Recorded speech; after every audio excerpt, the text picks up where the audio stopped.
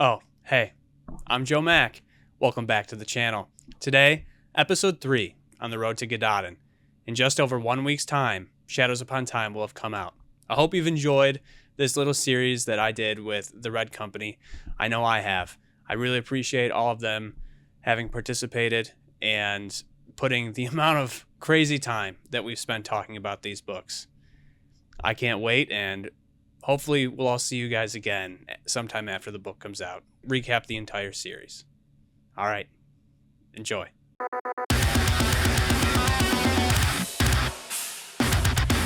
Welcome back, Pheo. everybody. Hello. How's it going? Yes.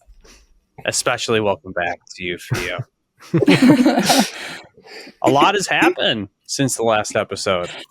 You know, I think the first thing that I want to say before we even kick off into this is that Orion and Doom started the Sun Eater podcast, the Night Captains. We sure did. So I think it's important because these videos have been so long that anyone who's enjoyed these or has watched any amount of them, God forbid if you stuck around to the end of any, definitely check out the Night Captains on YouTube, on Spotify. They're going to be doing Sun Eater all the time. They've had one episode out. They've been editing episode 2, I believe, Orion. Episode 2 is going to be out before we head off to the gala. So any day now, which is basically. Next week. Yes.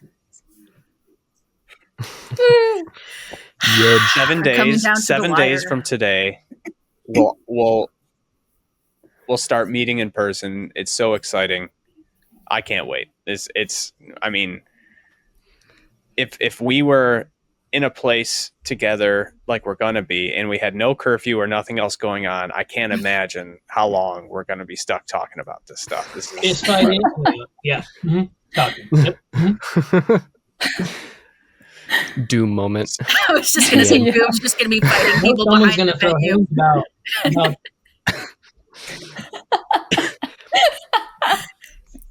I don't like William. Fight me. Maybe on the terrace. You'll have the entire gala just lining up to There's just throw a hands. queue up to the stairs to the terrace just to throw hands with Doom. Who's next? William the Goat on all of our That's shirts. We just have like a little more and pin more that just meat. says William the Goat, and Doom's just like wrong. Anyway, William sucks. Change my mind. Absolutely. Except he's not just sitting there Absolutely. placidly. with a Parked cup out in of front of the gala. Jesus. But today, we're here to talk about Disquiet Gods, oh boy. which starts the final act, I guess, at least the way that I've kind of separated these books. The final act of... And I guess I want to say, like, the Sun Eater Saga. I've been saying Sun Eater Saga. I've said Sun Eater series. What's your... Do you guys have a preference? Is it labeled? I'm pretty It's sure literally- Christopher The Sun Eater. has specifically it's not just labeled it the Sun specifically, I Eater. think. Yeah, I think he has opted to not put a specific term on it, to not close out anything. So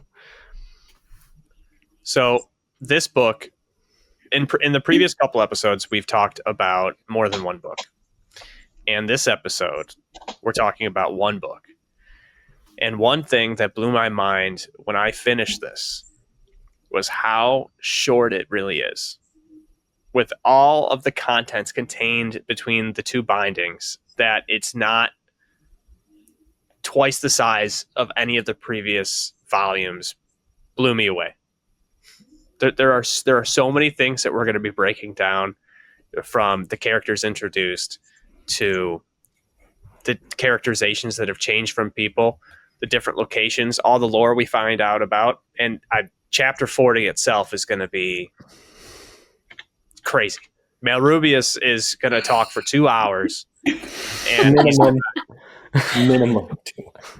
he's going to say something negative about Red Rising at least once, just during that portion. Yeah. It's going to be awesome. But to start, I guess we'll start how the book does. Right? We're on Jod. Oh, actually, before that, quick take. I read Dregs before Disquiet Gods. What did all of you do? Let's start. Let's just go in order of these boxes that we have here. Let's start with King Crusoe. Yeah, I also read Dregs before Disquiet Gods, but part of that was also because I had technically read it, I think, before it was out, I think. Maybe. I don't remember if that's true or not, but I'm pretty sure it is. So, and that was before Disquiet Gods even came out. Orion? It's the same with me. I read Dregs first, because Disquiet Gods wasn't out yet, and Christopher just sends me things and tell me what you think. And when Christopher Ruocchio just sends you shit, you don't not read it.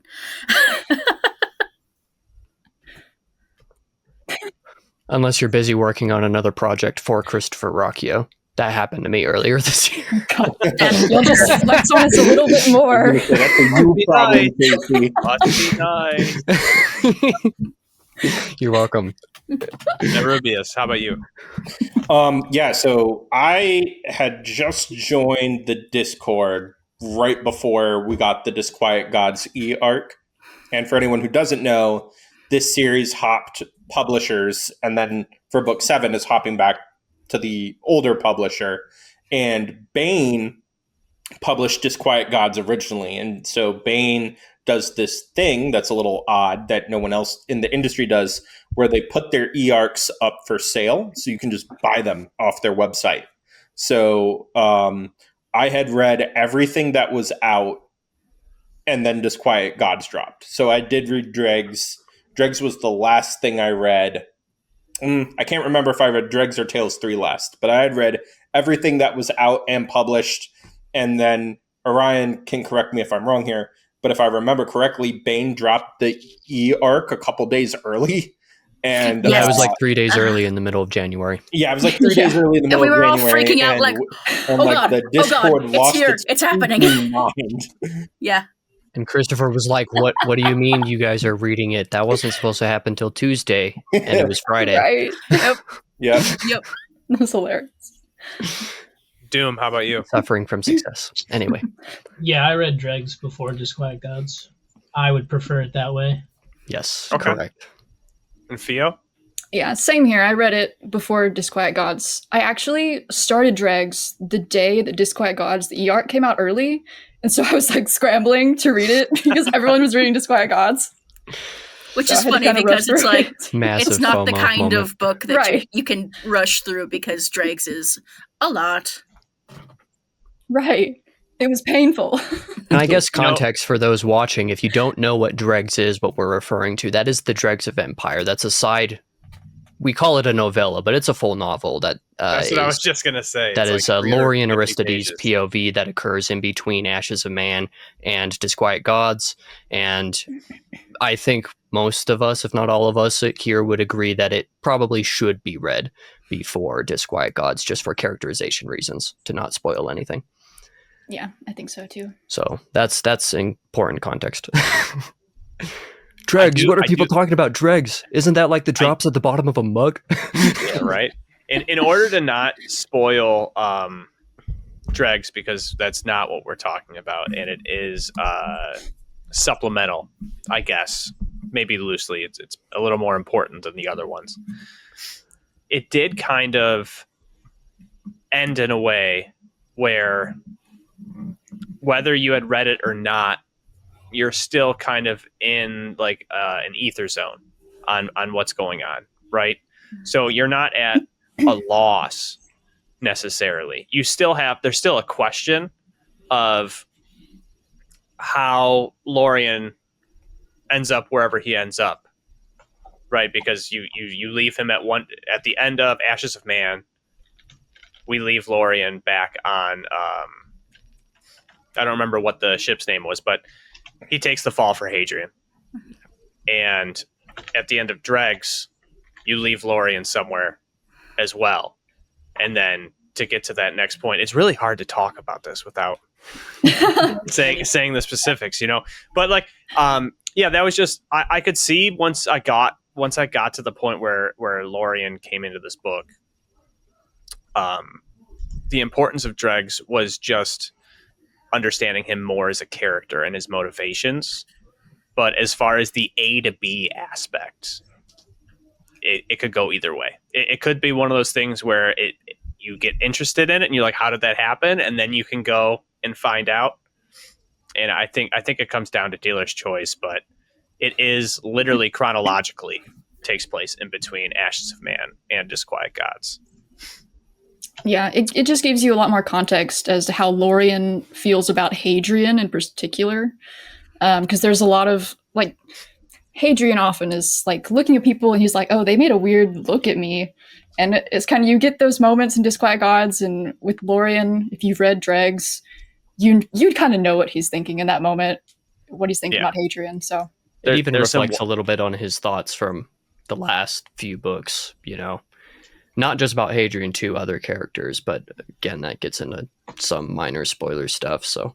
I'll say too, in terms, if you just read book 5 and then go straight to book 6, the amount of pages that Lorien is not present is not that long. Like, he comes in before the halfway point of book 6.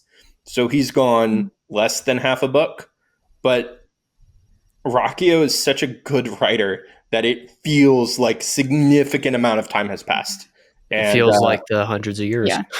Yes, you feel that weight of time. And also because the stuff that happens in the first third of this book is just completely insane, that you've gone through so much plot that you're just like, Lorien's back. This is great. I haven't been with him. Oh, it actually hasn't been that long since I was last with him, but it certainly feels that way.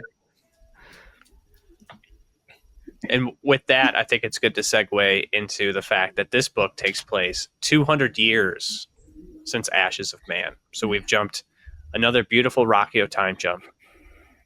200 on the nose. The most substantial one, probably. Oh, yeah. Yeah, definitely. Yeah, it's the most substantial time jump. Yeah. Not just time-wise, but in terms of content in between as well. The closest would be Empire of Silence to Howling Dark, and that was the 50-year time gap. No, Demon and White is a century after. Demon and White is about a century after Howling Dark. See, and then Kingdoms of Death is 70-ish years. Or no, Kingdoms of Death might be Hadrian's been in exile for 70 years. But it was longer than that. Yeah, it's a lot longer than that. Demon and White to Kingdoms of Death might be like 150 years. Oh, okay. AC, do you know off the top of your head? I don't know off the top of my head. I don't have the timeline document over here, so I'll check. I can't just reference, but the point is those time jumps still kind of feel like a hop. This time jump after Ashes of Man, kind of what we talked about in the last episode of this, the ending of that book is like a massive emotional, like, climactic like a punch to the face, sequence. Yeah, nice pun there.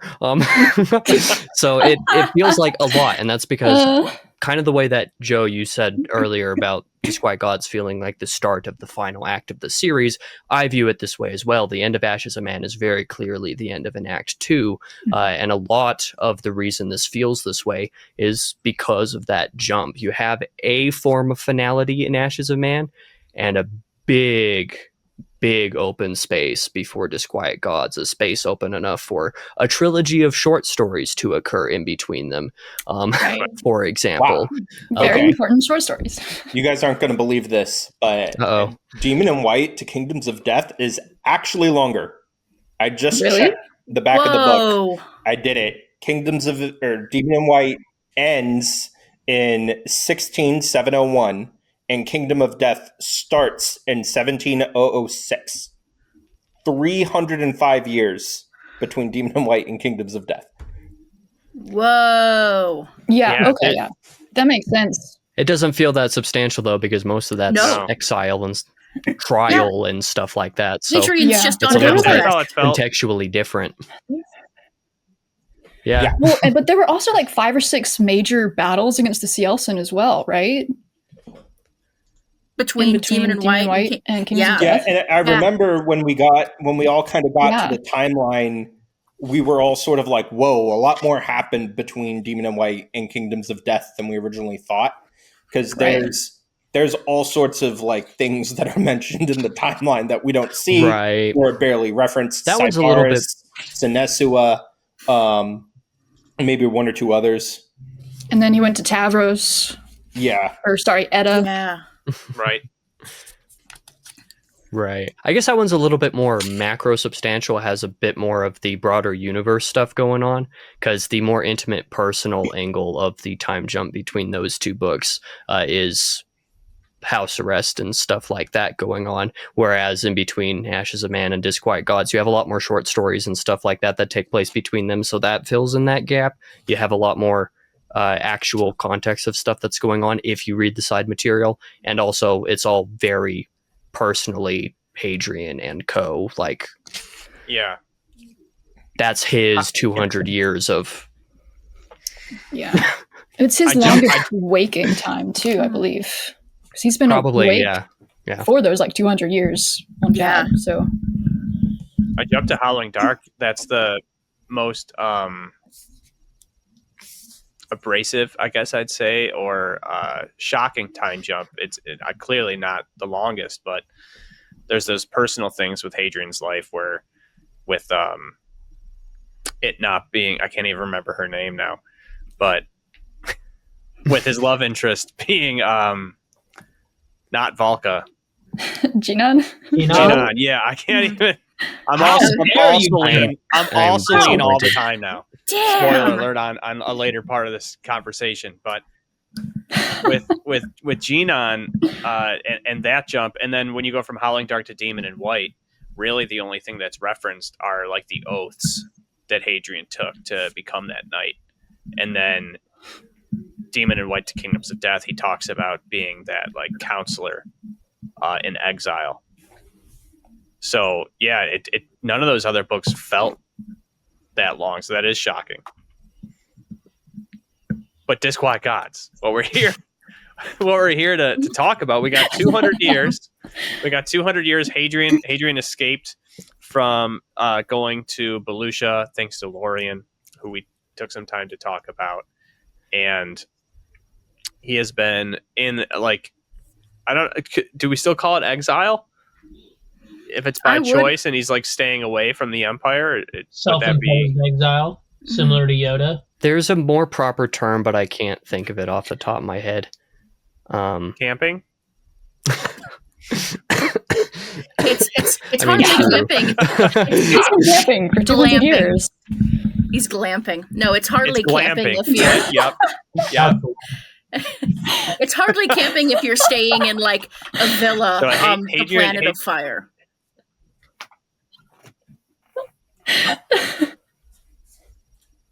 Hadrian makes his way back to Jod. They study him as the trade, right? That they want to study his blood and what makes him so special, because they have their own form of genetic alterations that they do that aren't overseen by the Chantry. And that are arguably superior. Yes. Keyword arguably. Depends on who you ask. the Solons or the Jads. Take your pick. Right. And we discover, if you hadn't read the side material, we discover that Hadrian has a daughter. Cassandra. Who is 41 years old. Not a child. There she is. Not a child. As a Palatine, or the Jodian word for their upper class is, and I'm looking to you guys for this one because I don't know this, but I know they have a special word. Eali. Mm-hmm. Thank you very much. So she's a part of that caste or class of human out of Jod, and she is a dual-wielding badass. True. That she is. Mm-hmm. I want to go in... True. We started with Crusoe last time. I want to go reverse. Start with Pheo. Pheo, how do you feel about Cassandra? How do you feel about everything dealing with that dynamic between Hadrian and Cassandra, and having such a vitally important character to Hadrian introduced in the penultimate book? I love Cassandra. She really grows on you throughout this book, I think. But I do think that to really enjoy her more, you have to read at least Daughter of Swords. Yes. That short story is in Tales 3 is just so amazing, and is honestly, I think it's a better introduction to her than we got in Disquiet Gods, personally. Correct. Because she's kind of just like, or Hadrian's like, oh yeah, my daughter. Right. But you get like her POV in Daughter of Swords, and a really touching moment between her and Hadrian that I'm kind of surprised it's not. I'm surprised that wasn't part of the actual book, because it's like, I believe it's referenced a few times in Disquiet Gods, if I remember correctly. But it's just a beautiful moment. I really like that introduction for her. Awesome. Doom, how do you what's your Cassandra takes? What are your takes here?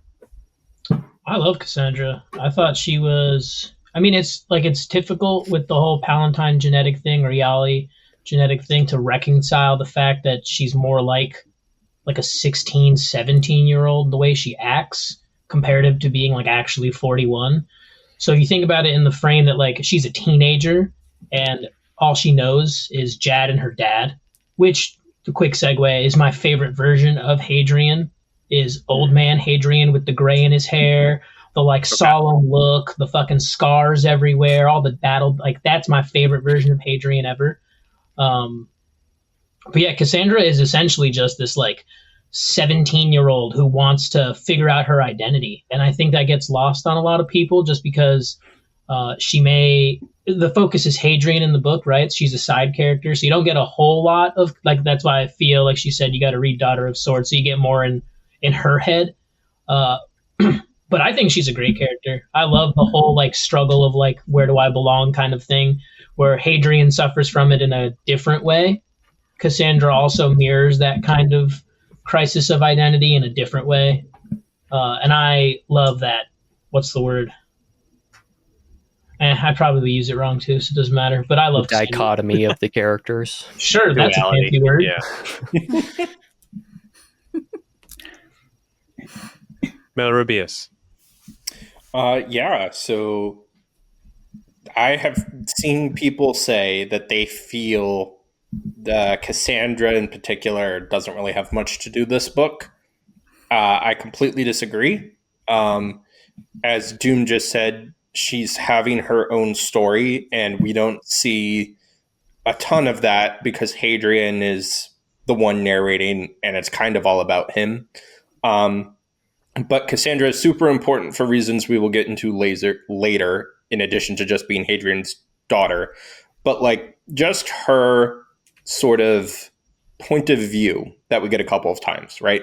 Because at 41, she's older than Hadrian was in Howling Dark. He's 35 in Howling Dark. Yet she's had a much more sheltered life, not an easy life, right? She's training to become a Maeskelos, which is a hard life for anyone.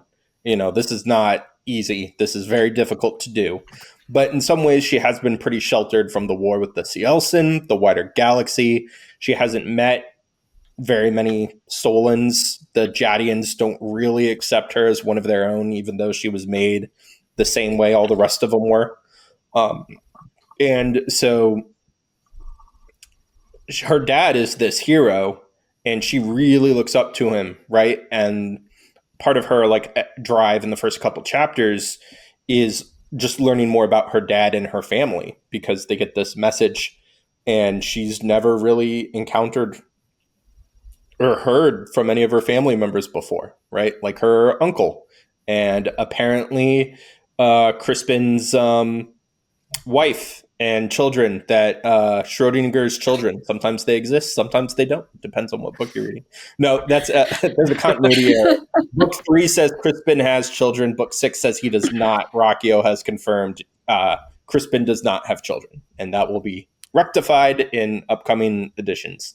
But the important thing with Cassandra is just like how much she is a combination of her mother and her father. Like Valka is gone as a character from these books, but like a part of her remains in Cassandra, and we see that come up several times, and I really like that, and I like the mix of it. And Ruocchio has said, while writing this book, he became a father. His wife gave birth to their first child.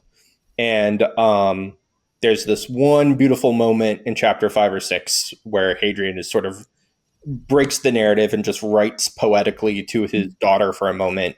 And Ruocchio has said that's the one part he came back in and put in after he became a father. And like, I highly encourage everyone to go read that section maybe 15 times because it's so good, and really reflect on it and what he's saying there. But yeah, just beautiful, moving stuff and their relationship. I mean, we kind of have to get more into the book to really talk about how it develops, but love Cassandra. I love all the Act 3 characters. I think they're all really good. Oh, they're fantastic. Orion, Cassandra. Oh, I What do you love think? her. I love her so much. Poor girl. Poor sweet girl. She was born from a living father and a dead mother. She was born on a planet of people who do not entirely accept her. She is training to become a swordsman of this same planet, and we don't actually really know whether she asks Hadrian, I want to do this, or this was something that was, foisted upon her. But if you read Daughter of Swords, you get a sense of how damn difficult this is. Like, this is not a small thing that she's striving for.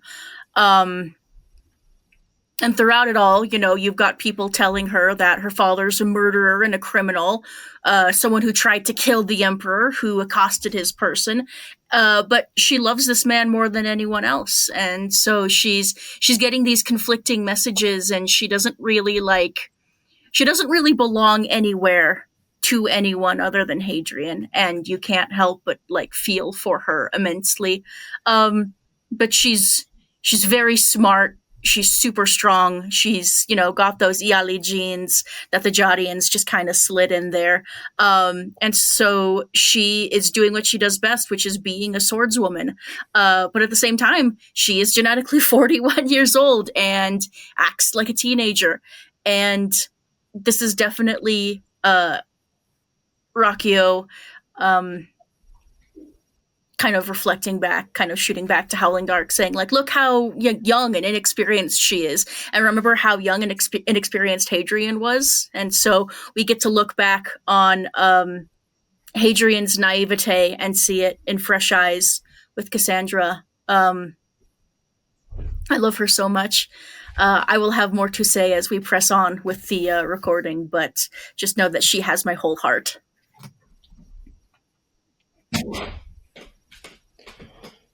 KC.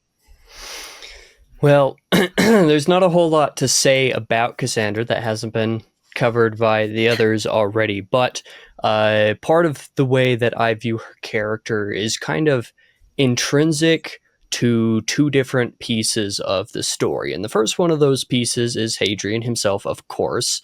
And that's a little bit more that will be talked about by all of us a little bit later in accordance to her relationship with Hadrian, and the role that she plays, particularly in this book, mostly as kind of a second set of eyes for Hadrian, kind of like indirect, as like a sort of triangulation of his experience in a weird kind of narrative sense. But the other angle from which to view Cassandra, particularly in the opening of the book, is how intrinsically tied she is to Jad, and how our understanding of Jad and Jadian culture largely comes through like little subtleties of her character, despite her not being fully Jadian. And part of this, of course, is also the extra short stories that occur in between Ashes of Man and Disquiet Gods that are associated. Like we've talked about Daughter of Swords from Tales 3. There's also the Royal Game and the Fangs of Awanos from Tales 4 that are kind of involved with this same sort of setting and Jad and everything.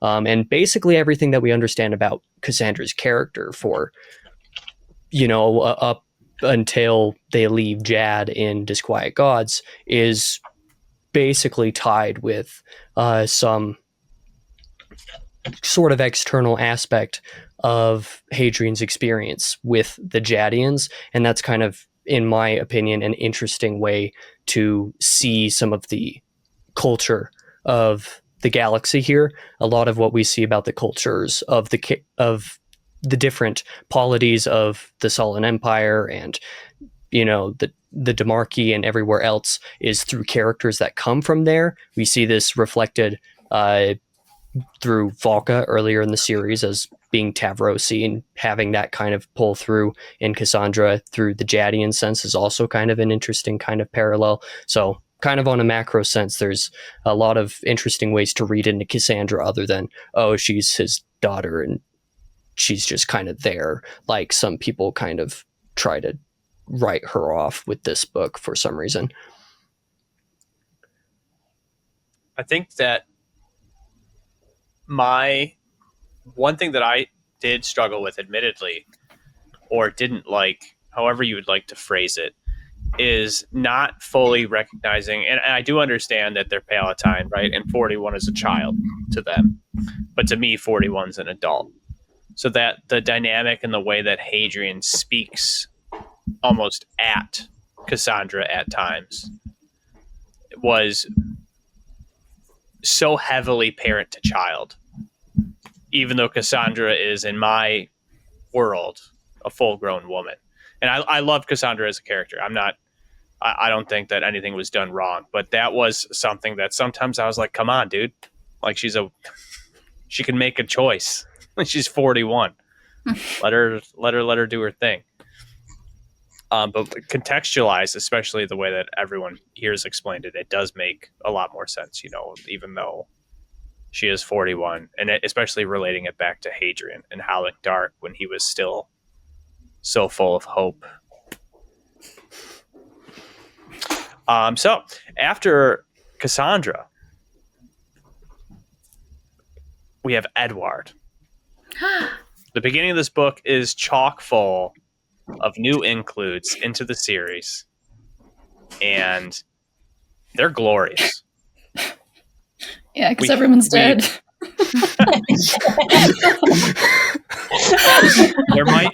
There may be some openings in the cast. Jeez. There may be some openings that need to be filled. That's true.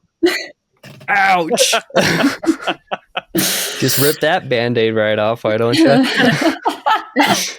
We're going to start a brand new fighting force. 200 years of Band-Aid was just stripped away in a millisecond. Rip. Like, wow. Edward, very cool character, comes from Delos. He has dealings with Crispin.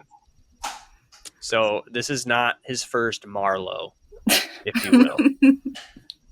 Doom, do you want to start on our introduction to Edward, as well as why he's there? Because I don't think we have enough time in the world to go piece by piece, but like everything dealing with Edward when we first meet him, and what your thoughts on it are. Fake. They're for show.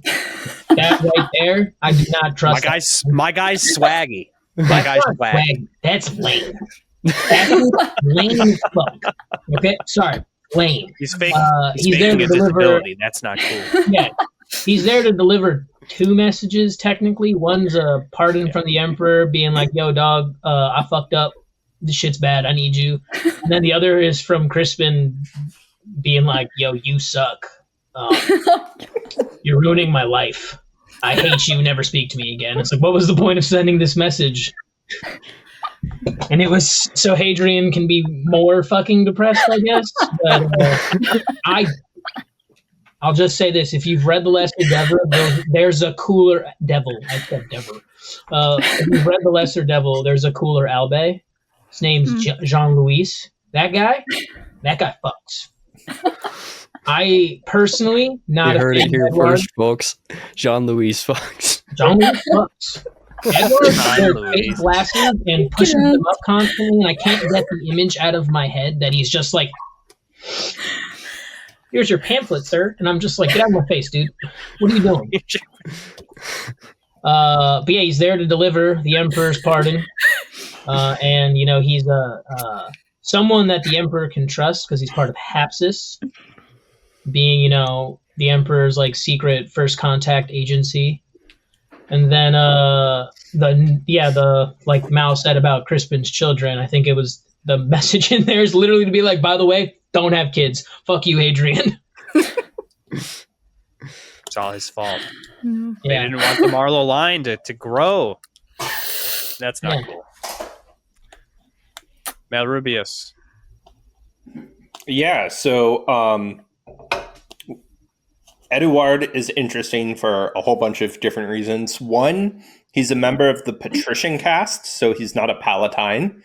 And two, he's a Catholic. And like the implication we get is that there's not a lot of adorator cult, whoever they might be,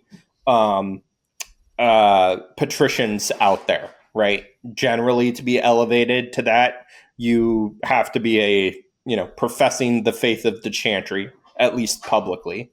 The Lesser Devil goes into how all of that occurred and happened, but he's also a member of Hapsis, and in many ways, if Cassandra represents like one side of a young Hadrian, like being more naive and idealistic, Eduard kind of represents the other. Like Hadrian says when he meets him, he's reminded of himself and just like the accent and some of his mannerisms.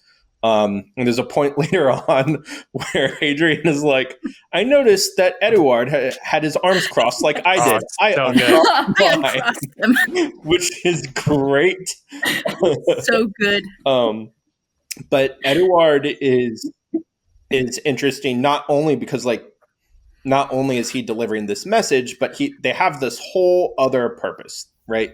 Hapsis is getting Hadrian because things are going very badly out in space. We kind of get caught up to speed on this in the first couple chapters. One, the plague they encounter in Ashes of Man is spreading throughout the galaxy, and it's basically cancer as plague. It gets into you, gets into your organs, turns you into a horrible monstrosity, like the old Americani. It's stated explicitly they took what the Americani were doing and they turned it into like a more spreadable virus. Super cancer. Yeah, super cancer. Cancer as plague is what Hadrian calls it. And the other part is that Nessus has fallen. We're told in the last book that like Sir Hector Oliva had a whole big space adventure. How that ends exactly is unclear, but he's called the last defender of Nessus, so probably didn't go very well for him personally. But with Nessus gone, like what Nessus was, the way things work in this war is you have to relay faster than light communication through certain funnels. And so Nessus was basically coordinating the entire war front, right? Like there were other important places where they were handling parts of the war, but Nessus was the closest hub to the front. So with that gone, the front now expands deeper into Solon territory. Much deeper. And the other part is that with Siriani now having united the Cielson into one, they can send lots of world ships at a planet. I believe they said they sent 13? 7 or 13, I can't remember which. But It was a lot 32 of at Nessus. 32? 32. Okay, so more than what I was thinking, but so many that it started to crack the planet, right? So the war is going badly, and Hapsis, we get the sense that they're sort of like CIA black ops, right? They are running around the galaxy doing all the crazy stuff that like, you hear whispers about as a normal Solon Legionnaire, but you don't actually ever see. You know a guy who knows a guy who knows a guy who once saw like a Hapsis member, right? They're like Section 31 in Star Trek. Maybe initially they were supposed to be First Contact, but now they're like actively engaged over these ancient ruin sites that them and the Cielson are contesting. And they're looking for these things because there are tablets there with planets that may contain living watchers who are the supernatural beings the Cielson worship. And all of this is to get us to the point of Eduard is there to get Hadrian to come with them because they think they finally found one. And if the Cielson get their hands on it, it's basically game over for everyone alive, right? And the other thing is Edward, as a Catholic, Ruocchio starts incorporating a lot more like explicit biblical imagery and references into the text. Like one of the first things Hadrian does is he slaps Edward, and Edward turns the other cheek, right? A very biblical sort of allegory. And of course, these things will be more important later on, but he starts working that in very early on, sort of through the character of Edward. Orion? Edward? Well, first off, Edward's great. I love him. He's a big fat nerd. He's too much like Hadrian, and I don't think Hadrian likes it. Doom. Oh man. But yeah, that's kind of why Hadrian doesn't trust him. He's like, for one, this guy's too much like me. And I think we're forgetting that like one of the main reasons why Edward was sent as the messenger and not anyone else is that A, he's part of Hapsis, and B, his family have been serving the Marlows of Delos for generations at this point. And it was his duty to tell Hadrian Marlowe, "My lord, your father is dead." I think people forget that was, one of the main reasons why it was Edward who came to Jod and not anyone else, because, he is a servant of House Marlowe, and it was his duty to tell Hadrian Marlowe that, the Butcher of Linon had passed. And Hadrian doesn't quite know what to do with that information. So he sees Edward as this kind of herald of doom, and doesn't want anything to do with him. But the two of them are more alike than they give each other credit for. Edward's a fascinating character because we only get to really, hang out with him for 2 books. But him being a Catholic, I think... I don't know how to say this without making myself sound like a nerd. What a concept. But, do it. We're all nerds here. This is literally a discussion about a single Yeah. Sun Eater book. Like, yeah, In fact, I think not saying it sets you further apart. I guess so. Edward, I think, has been put into the text to make Hadrian really, really, really look closely at himself and his like what he's doing, because he's been languishing on Jad for 200 years, and Edward is pleading for him to get back into the fight, and he can't bring himself to do it. And so he sees Edward as this, this fly on his back that he doesn't want to encourage. And it's finally Cassandra who, starts melting that exterior, because she starts hanging out with Edward in ways that Hadrian does not like, in the way that fathers do not like other people hanging around their kids. But I think with Cassandra's meeting Edward, Hadrian's perspective of him doesn't necessarily begin to change, but it begins to shift. Like the ice begins to melt, so to speak, and he realizes that this kid isn't quite so bad. There's more I can say, but Edward, thumbs up for me. KC? Doom. I don't think I really have much to add on the Edward dynamic. I think mostly the only thing to add is just kind of the details of the religious aspect of the series. This is probably the major, I guess, controversial is probably the wrong word, but if there's a thing that somebody bounces off of Disquiet Gods because of, it's a little bit more of a high-end theological relevance compared to the previous books in the series. And of course, we'll be talking about all of that later.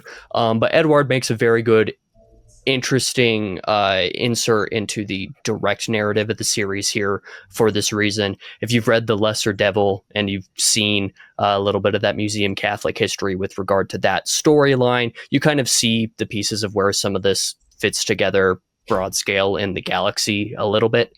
But within the last act of the series, Disquiet Gods, and even moving forward into Shadows Upon Time, there are a lot of little discussions that happen now and again about what's the bigger story here. And Edward is no small part of that conversation, particularly as it relates to Hadrian. So that's one aspect to really take note of with Edward. Pheo.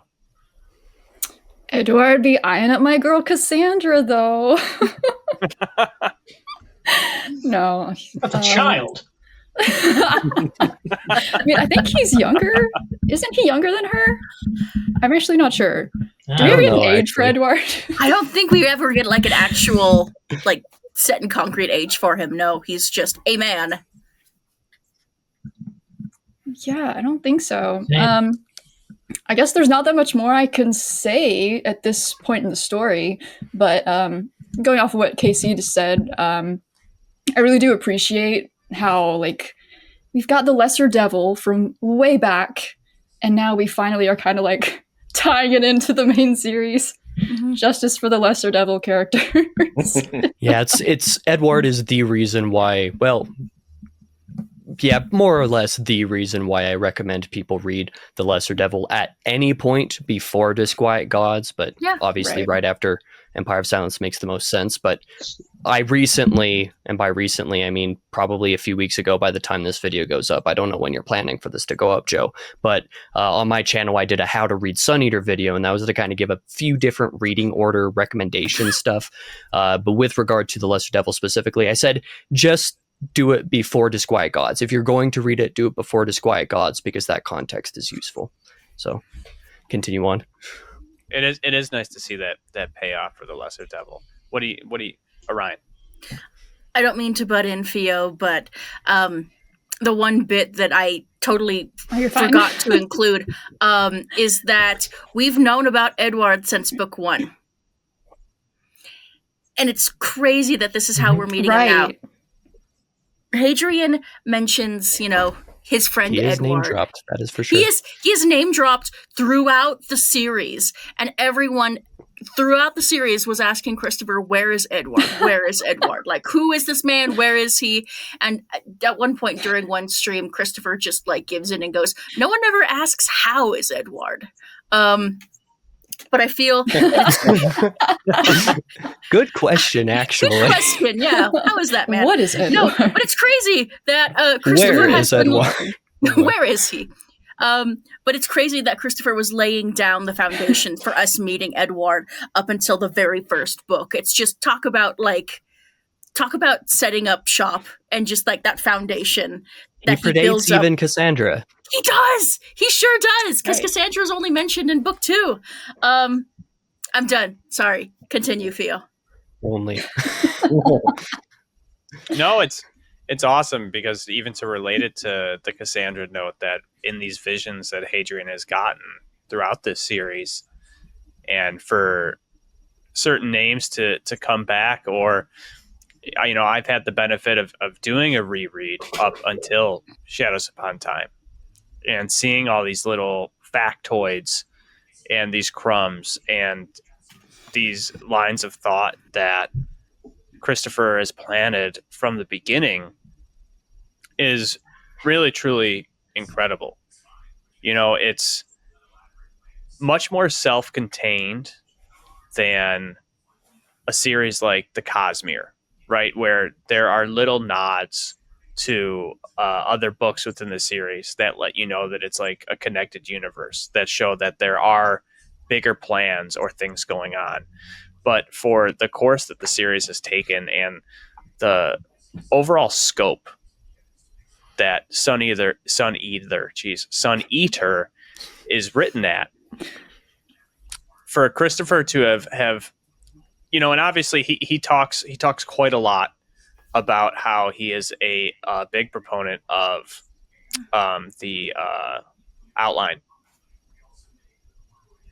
So that he has been planning things, but even the decision to make mention of something that he doesn't refer to for like 1 million words, and that's a random number. More but like it's a lot of million and a words. half.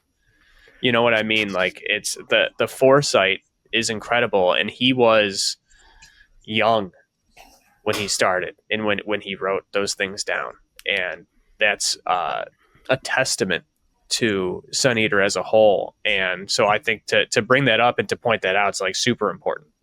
Yeah, can I butt in here for a second? Because I asked absolutely. him this on a live stream once, and I was like, "What? Like, you're really good at foreshadowing. How do you do it?" And he's like, "Oh, foreshadowing's not that difficult. You just have to know in your head what you want to happen." And I would disagree with Christopher about his own skill. I think there are lots of authors that know what they want to happen in their books and are terrible at foreshadowing. I think he's just really good at it. But on principle, he isn't wrong, though. Yeah, if you know what's going to happen, then you just the- have to reference it.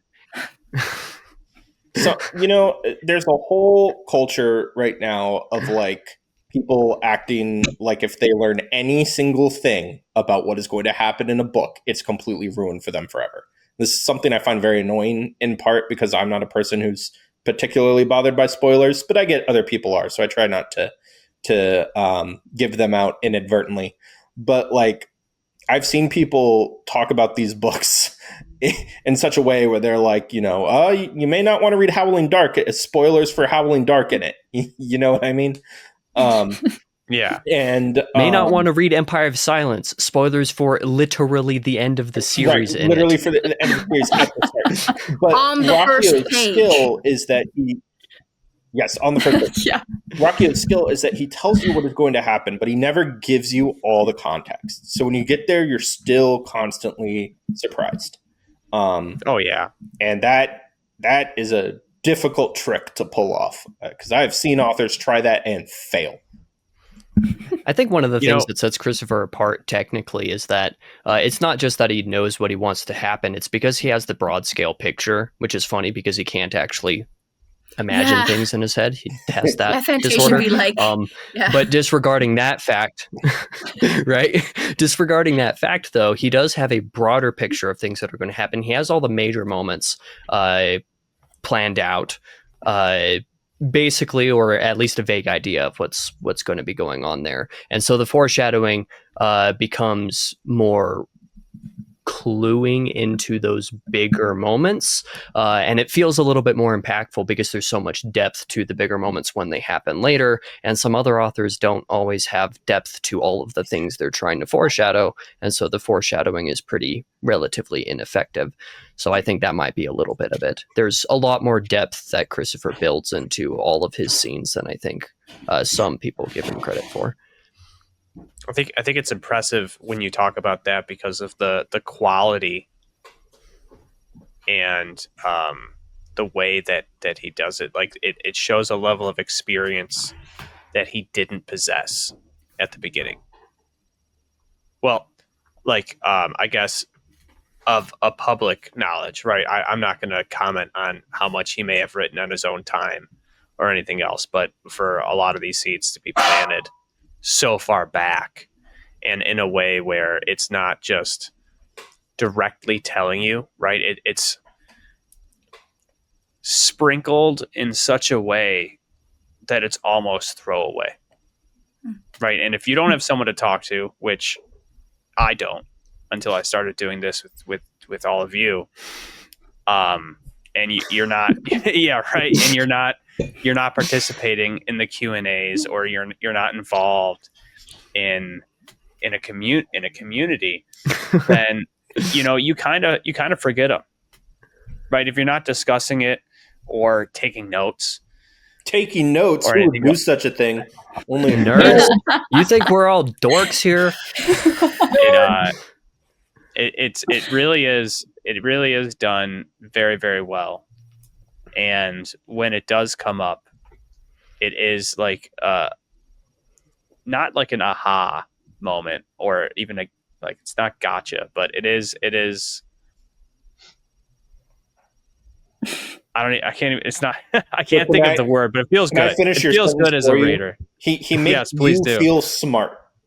You're like, I put something together. I'm an intelligent human being. And like he he guides you there without ever giving you the answer, and then you put it together yourself. Yeah, Yeah, it's the anti-gotcha is what you were trying to get to. Yeah, because there it is. Right. there are some people, some authors, cough Brent Weeks, who will decide that because the readers kind of know what's happening, that's not going to happen anymore, and it's just going to be something different now. And Christopher doesn't do that because the entire plot is built. If somebody figures that out, like, that's actually really cool. Reward that reader and make that even better than they want it to be. And that's the way to go about that. The anti-gotcha. Well said. Well said.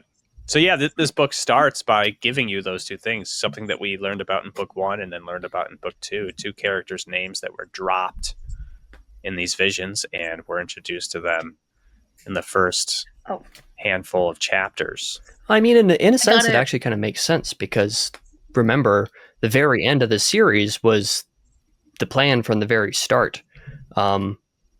Gododdin was the book idea. So the fact that some of these name drops happen in the first couple books makes sense, because he kind of worked backwards, all things considered. Right. So there is that angle too. What do you have to say, Orion?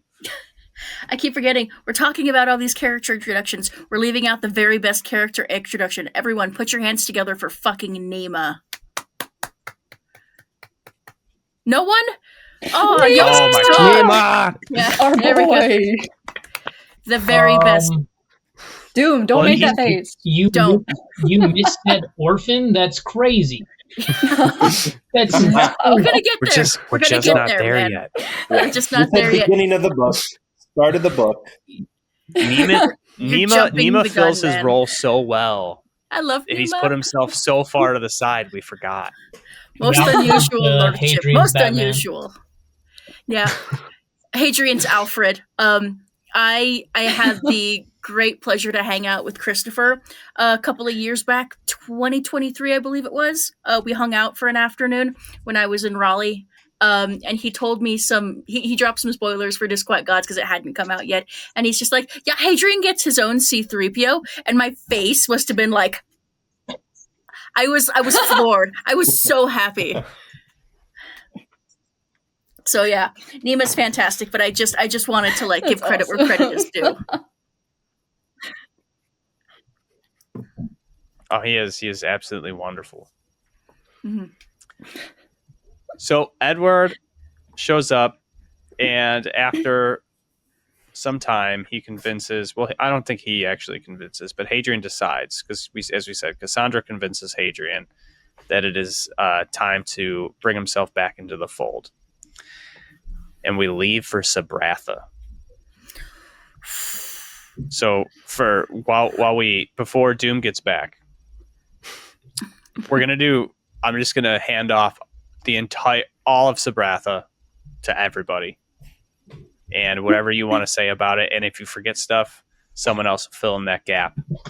Well, I think I'm gonna hop off after Sabratha once we're done with this. So I'll opt to close the Sabratha and just say my piece, and then I'll disappear, if that's okay. Okay. That makes it easier for me to pick someone to start. So I will go. Doom, welcome back. Hello. Sorry. So we're gonna jump into Sabratha, and I'm just gonna let you guys take it away on whatever you want to say about that whole arc, and not do too much directing, because there's a lot that goes on, and I don't want it. The more I hem you guys in, I feel like the harder it is for 5 different opinions or things to say to come out. So I want to make sure you guys all have your chance. So we'll start with Orion, and anything or everything about Sabratha here. Ooh, Sabratha. What a great arc. Christopher initially told me that he based Sabratha off of like these old Egyptian digs that we hear about, the ones from the 1920s, the King Tut dig. The naming conventions are from old Antarctic naming conventions, and so as a scientist and a historian and a paleontologist, Sabratha is very, very interesting to me, because we have this dead planet that once was, teeming with life, and it had a viable ocean, and all that's left are these massive ribs of whales that are sticking out of the mesa. Just for me, Sabratha just sticks out so clearly in my head. And of course, they're there to discover, to research these Inar ruins, these Vayartu ruins. Inar is the Cielsen word for the predecessors. Vayartu is what they called themselves. So, of course, they're there to research these ruins, and all does not go according to plan. They do, in fact, find a watcher there. She is very unhappy. And I do want to bring up, probably for me, this was one of the most monumental moments in the book, where the Cielsen have infiltrated. Monumental. Nice pun. I didn't mean to do that, but I'll just take it. The Cielsen have infiltrated the camp. They have unleashed the Watcher, Ushara. She is, wreaking havoc on this camp.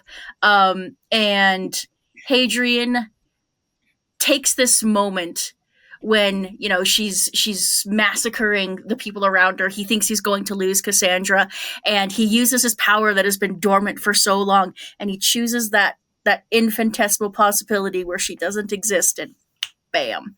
That was one of the coolest moments of the series for me. I was cheering in here, just pumping my fist, going, "Let's go!" I was so stoked. I think everyone was at that moment. But I think that moment, personally, the Sabratha arc, kind of the best part of that arc for me, kind of peaks at the moment where one of these Cielsen, Ramanthanu, sees Hadrian literally delete a god out of existence and goes, "Well, shit, I'm changing sides." I think Ramanthanu should be like, "Oh fuck, I'm playing for the wrong team. Here we go." Ever change alliance. Yes, I think this is such a huge moment in the series, and people don't talk about it quite enough. Ramanthanu's change of heart is so big, and Hadrian realizing that this is the only kind of peace that was going to exist between mankind and the Cielsen if one of them submitted. And it breaks his heart, but also he's got to run with it. He's just like, "Okay, I've got some Cielsen with me. Okay, whew, all right, we're making it work. We're running." And people don't believe him when he says, "Hey, don't freak out, but I've got some Cielsen here with me." They're chill, and people are like, "Hadrian, what the fuck?" And he has to reiterate, "I know."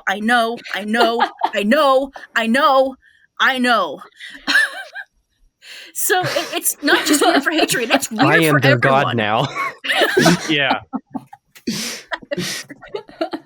Yeah, but there's more to say on Ramanthanu. It's the "I'm the captain now" meme. Look at me. I am the Ayata now. Yeah. I have more to say on Ramanthanu, but Ramanthanu and co. Ramanthanu's great. It just has junkyard dog energy, and I love it for it. And it's hard because, Hadrian just saw Ramanthanu send a bunch of humans to their deaths, and so he's like, "Oh, I don't know what to do." But I think he warms up to it as the book progresses, but Hadrian's got Cielsen now, which is one of my favorite parts of the whole book, but I will pass it on. Ramanthanu! It is unfortunate Larchetype can't be here to join us to really add to the Cielsen discussion. Right. You would have been very excited for that, and unfortunately, shout out to issues. Lark. I do want to add to that. I've always wondered what the other Cielsen that were with Ramanthanu, the lesser ones, were thinking in this moment. They probably did not want to do that. No, they were very much coerced into doing this. Some of them literally didn't. Yeah. I find it hilarious. It's you submit to me and I submit to this human. This vermin. Through the transitive Literally. property. You submit to him.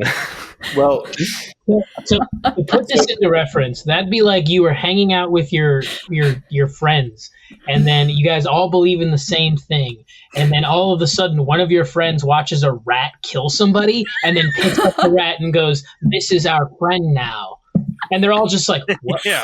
What?" And more specifically, you all just hate rodents, like for Yeah. no reason. You Just all hate- hate rodents specifically. But your boy just watches one kill something, and it's just like, "All right, This is rat is our now." god now. Yep, Like, exactly. we work for the rat, and everyone's like, "Wait, what just?" I saw that. We work for Wait, Remy how did you now. get from A to B here? I'm confused.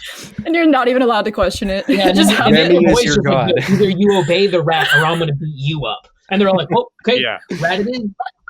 Rat it is. okay. So all you guys are, joking about all of this, and I get where you're coming from, but in Kingdoms of Death, Sirianni takes a lot of great strides to sort of incorporate Hadrian into the Cielson system, right? He Right, dresses as his him own as Aeda.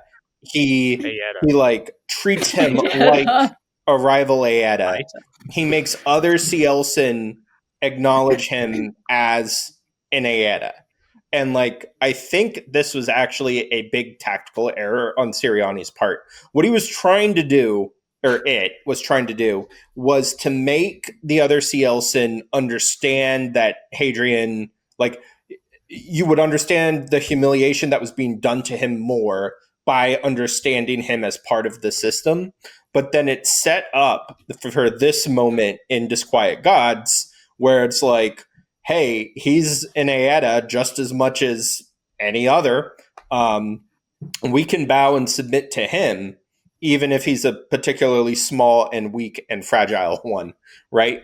And sort Yeah, of the Cielson have a sort of like brutal honesty in them, right? Mhm. They're not really deceptive in the way humans are. They might trick you, right? But they're not like, they're very hierarchical. They're very straight up and down in how all of this works.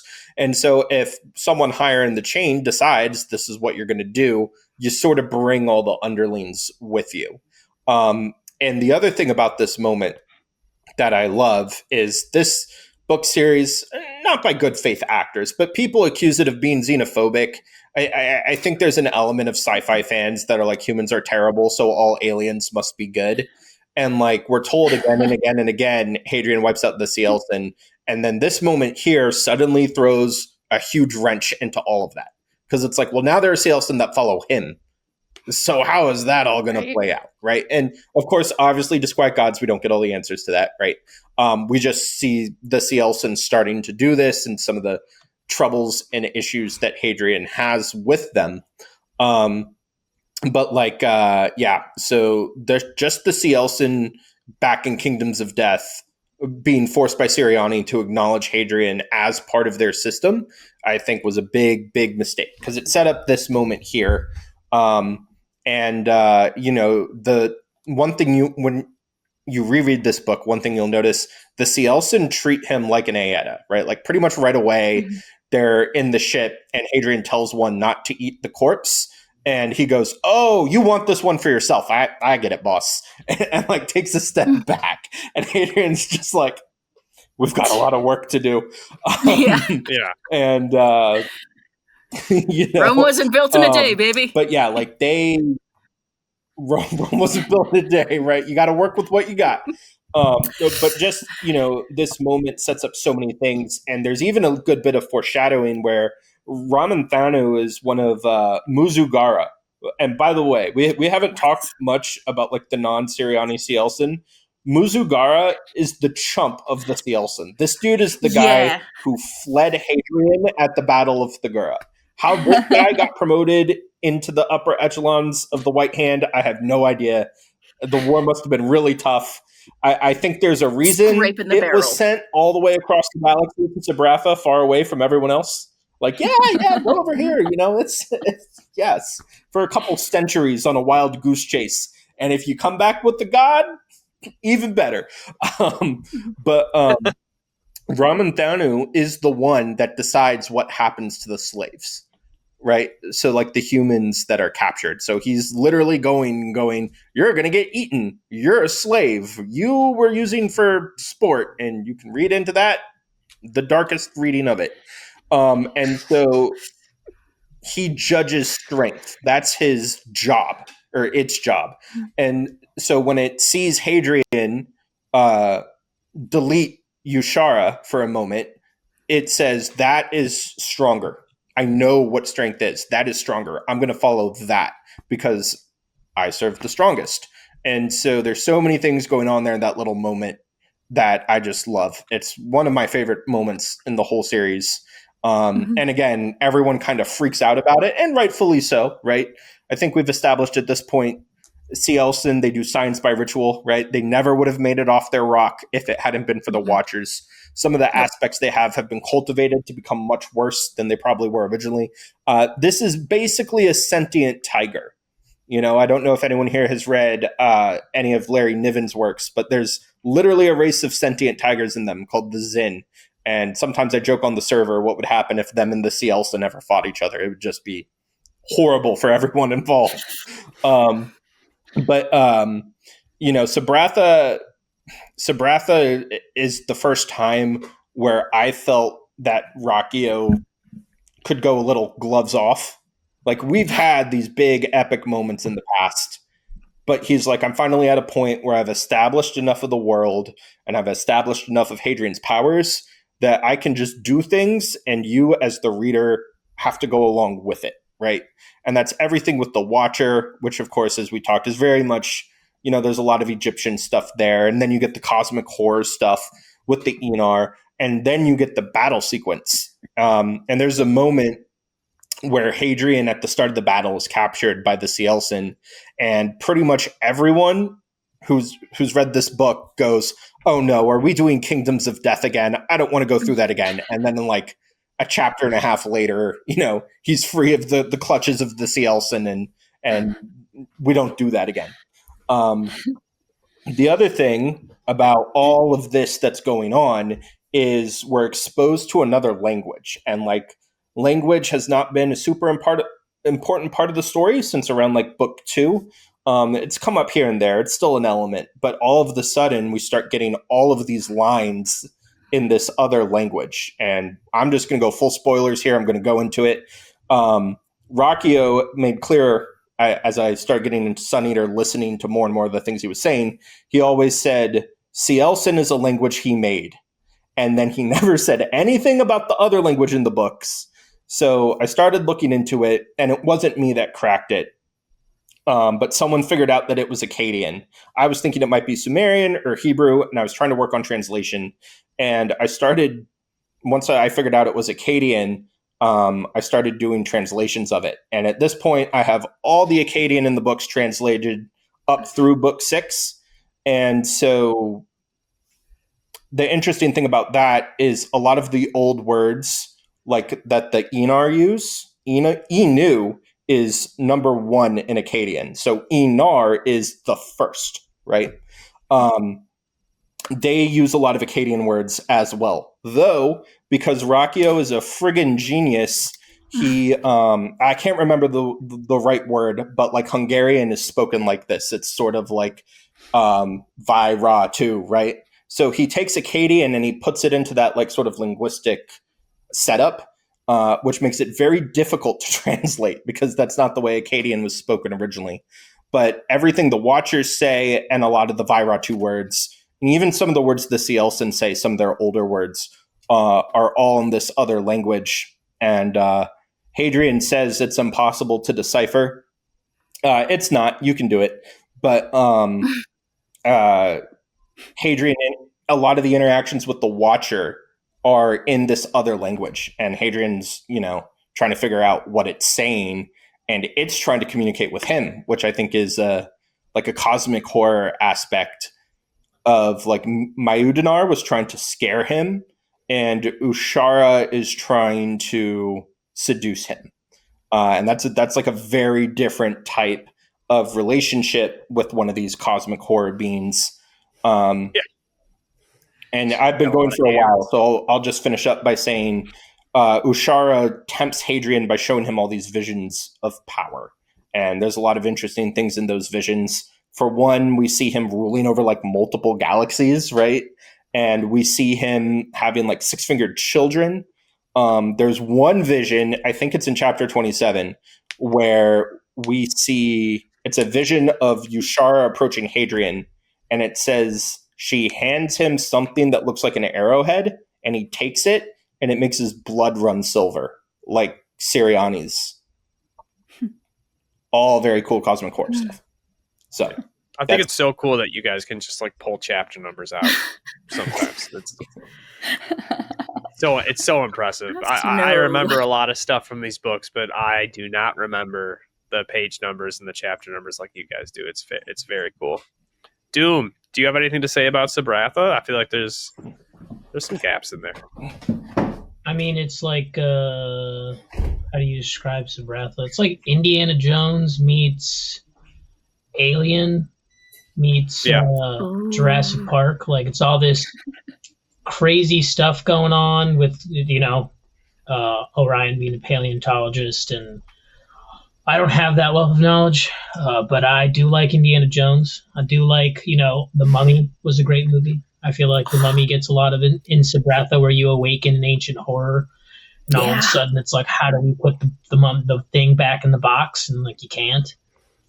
I really enjoy the Eldritch horror aspect of it, where it, like, the way they summon Ushara and how it pertains to the forms of the Watchers being like a being of a pattern of energy, I believe is how it's described. It's almost like fractals coming to life, which is crazy. Super cool. I'm not entirely sure I agree with Mal's point about Siriani being the one who makes the tactical error. I'm pretty sure in Howling Dark, when he goes to negotiate with Arenata is the one who asks him if he is the Eta of the vermin. And he says yes, because that's the Cielson's hierarchy of power only works in one direction, right? It doesn't go the other way. They won't negotiate. They don't trade, right? It's always submission in one direction. And so in order for him to be able to insert himself into that cycle of submission, he says, yes, I am the Eta, because he's the one speaking, right, for the human. Right. And so in that, I don't think it's a tactical error that Siriani makes. It's a necessary thing that happens in the negotiations in Howling Dark. And then because he is the Eta of the human beings, like, that just helps build his legend to this Cielson. And that's why they have the same names, since they have different names for, like, the devil or whatever they call him in their language, in terms of like how they view Hadrian. No longer what? Oimbelu, it means the dark one. That's what they call Hadrian. Yeah, the dark one. There we go.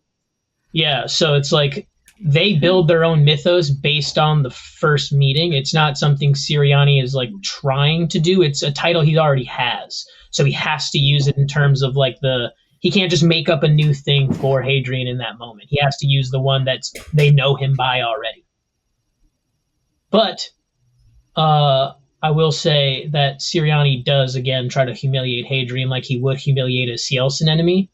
And I do think it plays into the fact that when Ramanthanu sees Hadrian literally what he believes is strike down a god, then he's like, well, I only understand power is power, and that dude just mollywhopped the crap out of that, so I'm going over there.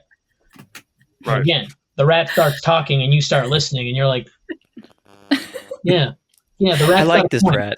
Yeah, the rat's got a point, guys. Thank you.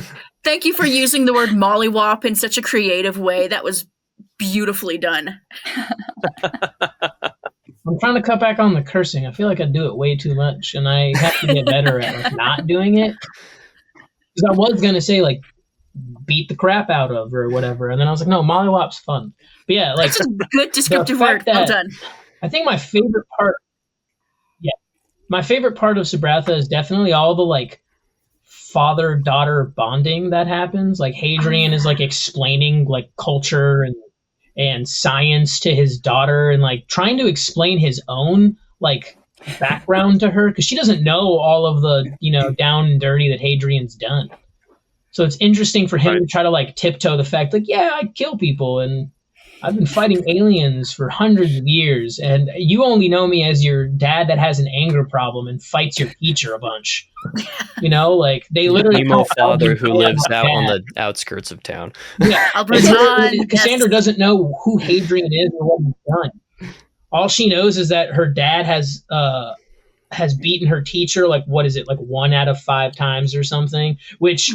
To Cassandra's probably like, damn, he's not even from here, and he can do this. She has no idea that alien massacre, like the warrior that Hadrian has been. And again, old man Hadrian, like, oh, my shoulder's stiff. I can still feel like where someone bit me, and how his left hand aches, and he like massages his false bones and all that. Like that version of Hadrian is absolutely. Go next. All right, before we throw to KC and he closes us out, I do want to say that I think as far as the Siriani and Aranata Aita, I guess I'll throw another pronunciation in for us, goes, like that whole jam, I think both of you are correct.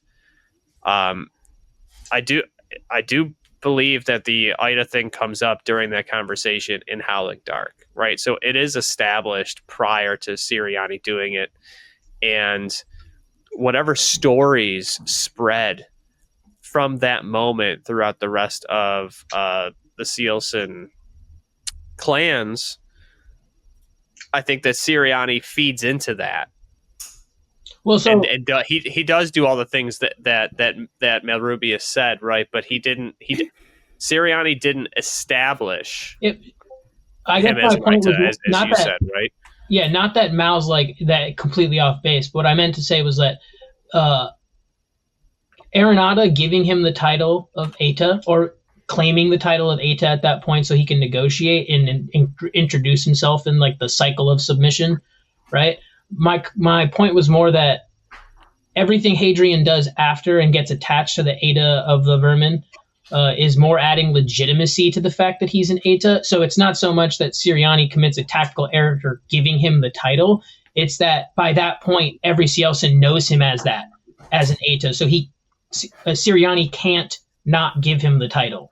You know what I mean? Like he doesn't have a choice. He has to strip him down low back to 0, because in the Sealson's mind, he's built up this legend of beating them as the Vermin King, right?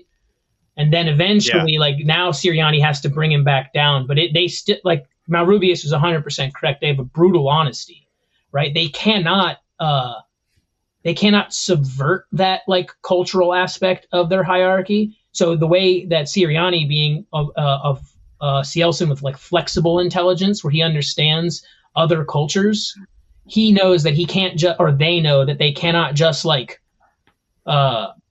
be like, doesn't exist, not real. They have to bring it back down. They have to show them, like Mal said, humiliating Hadrian to the point where he's back down. Like King of Vermin means nothing.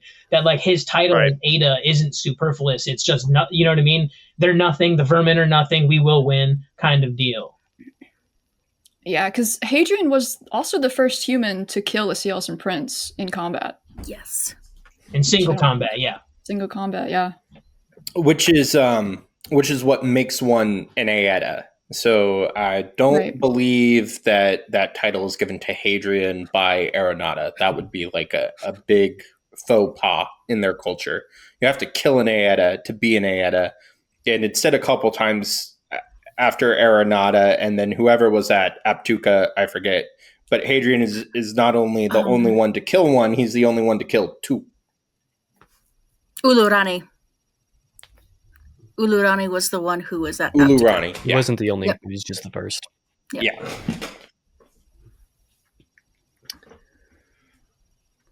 AC, would you like to close out Sabratha?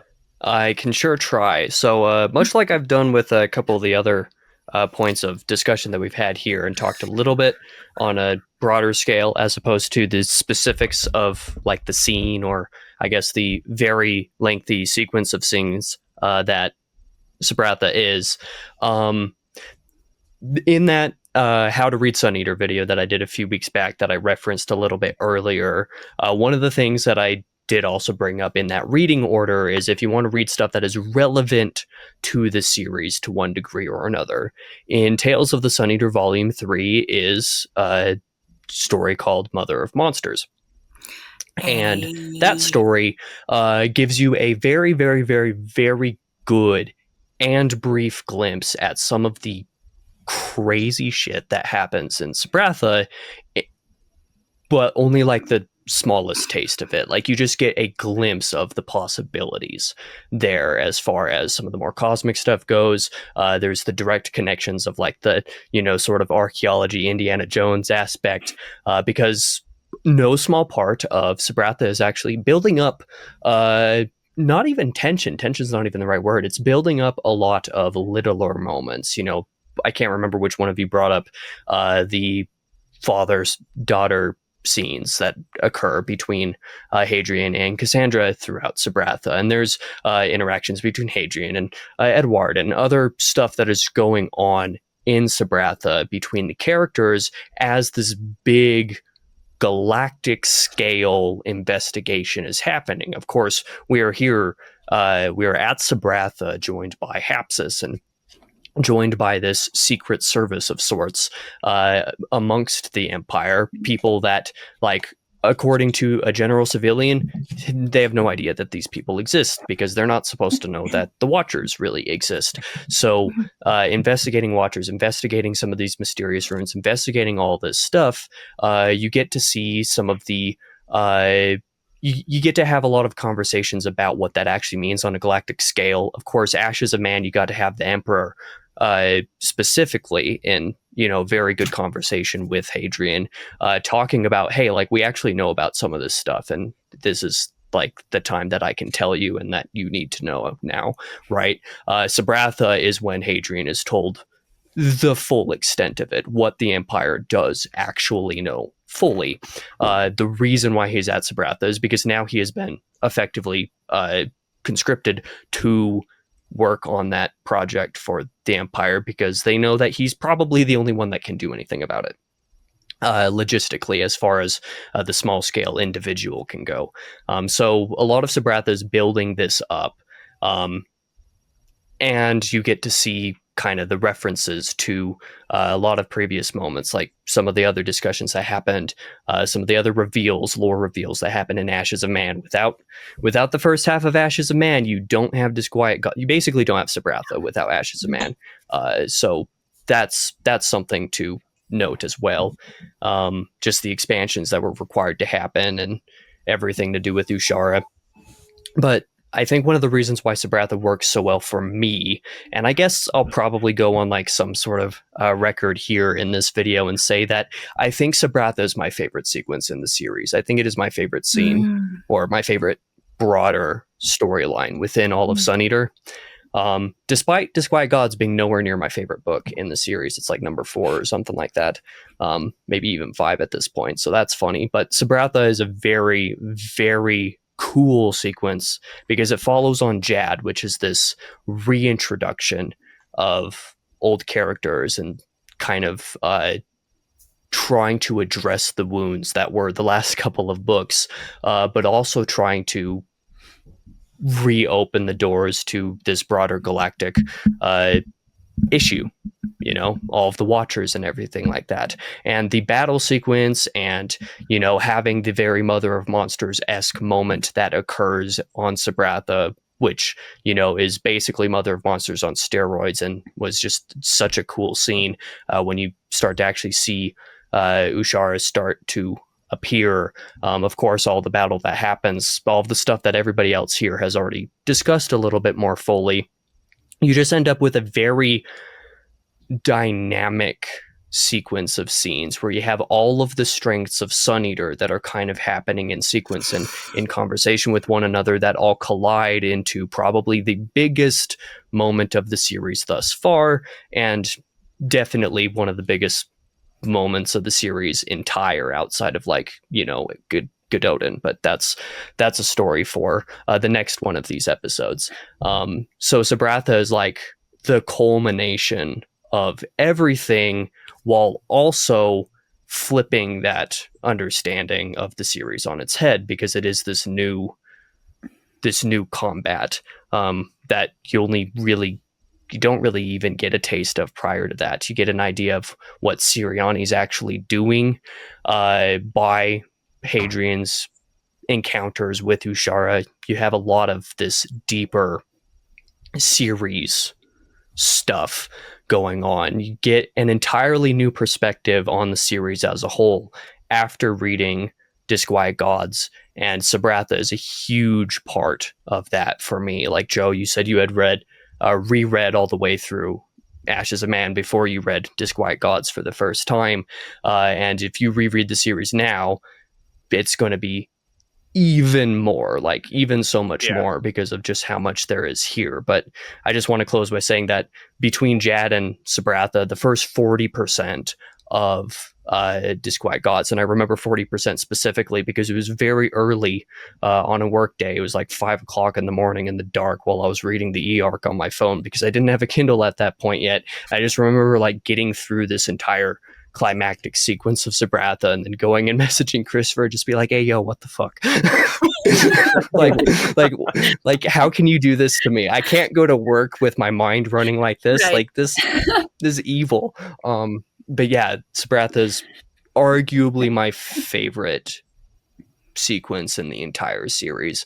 So yeah, that it's just really, really cool. Like I said, being the culmination of everything while also flipping it on its head, it just makes such a brilliant like centerpiece, a defining moment of the series. And the fact you don't have it without Ashes of Man,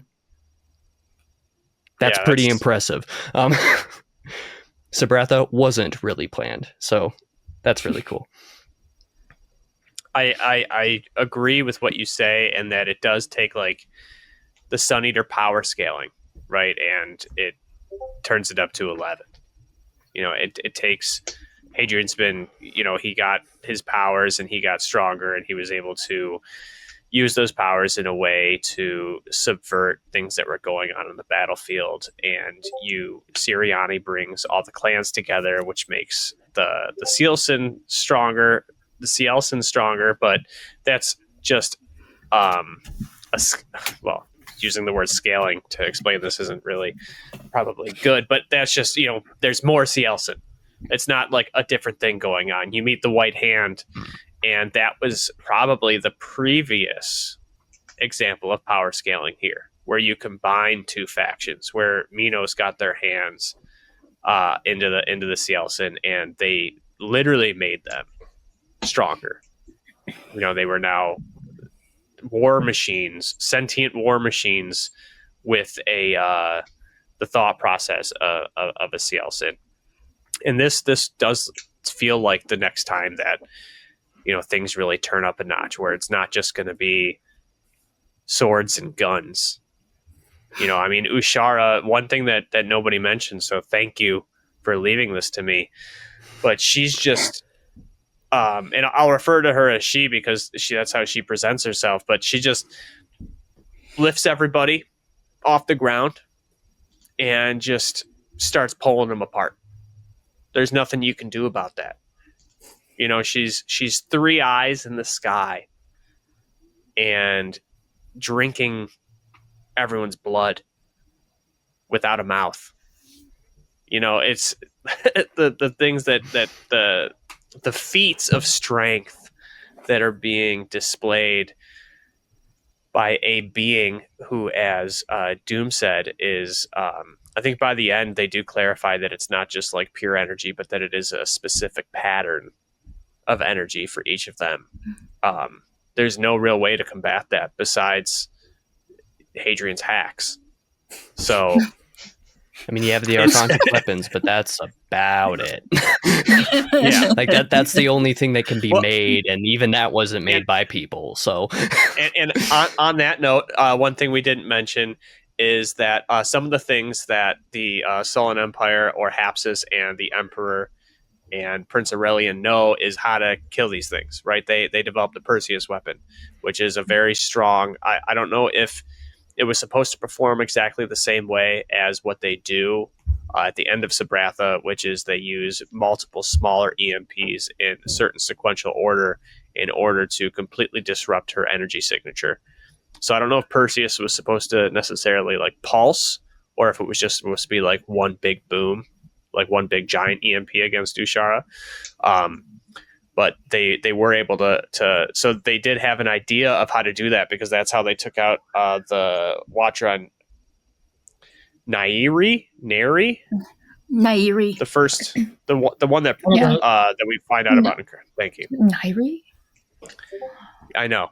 I really feel like I know what I'm about to say until the word gets like right to my lips, and then I'm like, I'm not really sure how I want to pronounce it. Yeah, real. So I'm personally very partial to the extra Solarians. I like Traitor. that whole I'm kidding. aspect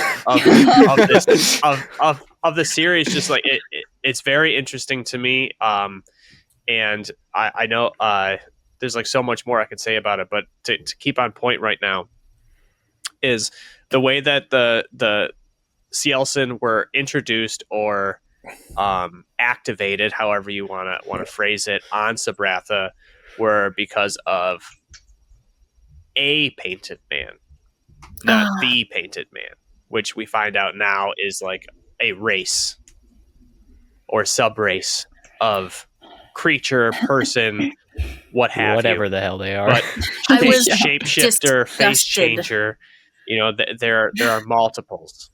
I was disgusted And when this Kybalion painted showed man up. is a Ugh. They're the worst. yeah. They another one of you. really That was my reaction. uh, Oh fuck! There's another one.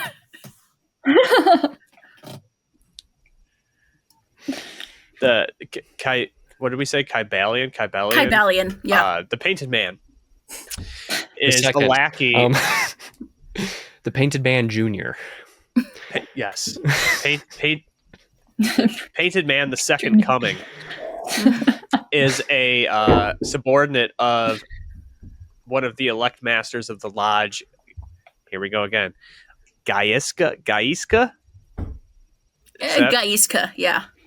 Gaiska. Mhm. Gaizka. And That's how I would pronounce it. he one of the other super cool thing that I think that Christopher does here is that he takes, obviously he created all this and everything, but for Ushara to escape by piggybacking and especially KC to point out that Sabratha shouldn't have existed, right?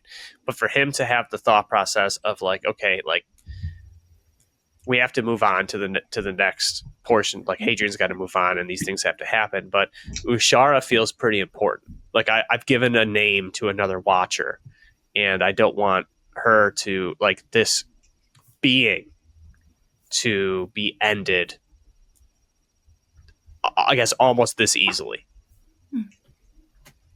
And Ushara is able to piggyback Gaiska's broadcasting of his thought form off of Sabratha back to space, because she is energy and the broadcast uses electricity, which is energy.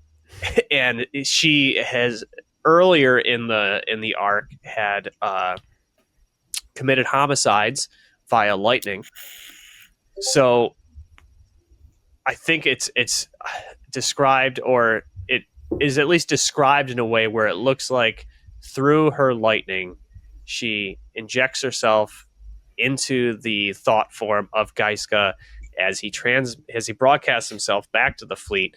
And just that entire like idea to me was awesome. Taking the abstract and making it tangible is a strong suit of Christopher's. To get through, to find that like Z plan to get out of the magnetosphere, right? This whole thing of her being stuck on the planet, and then just like at the very end, still figure it out and still get out of there, and to do it the way that it was done to me was because this is like, you know, it's an eldritch horror. He could have done anything he wanted to get it done, but it was done the Sun Eater way. And I love that. Right, and it gives you the distinct feeling that neither the victory nor the defeat hidden in the victory are cheap, because, Ushara is defeated, but no, wait, she's not.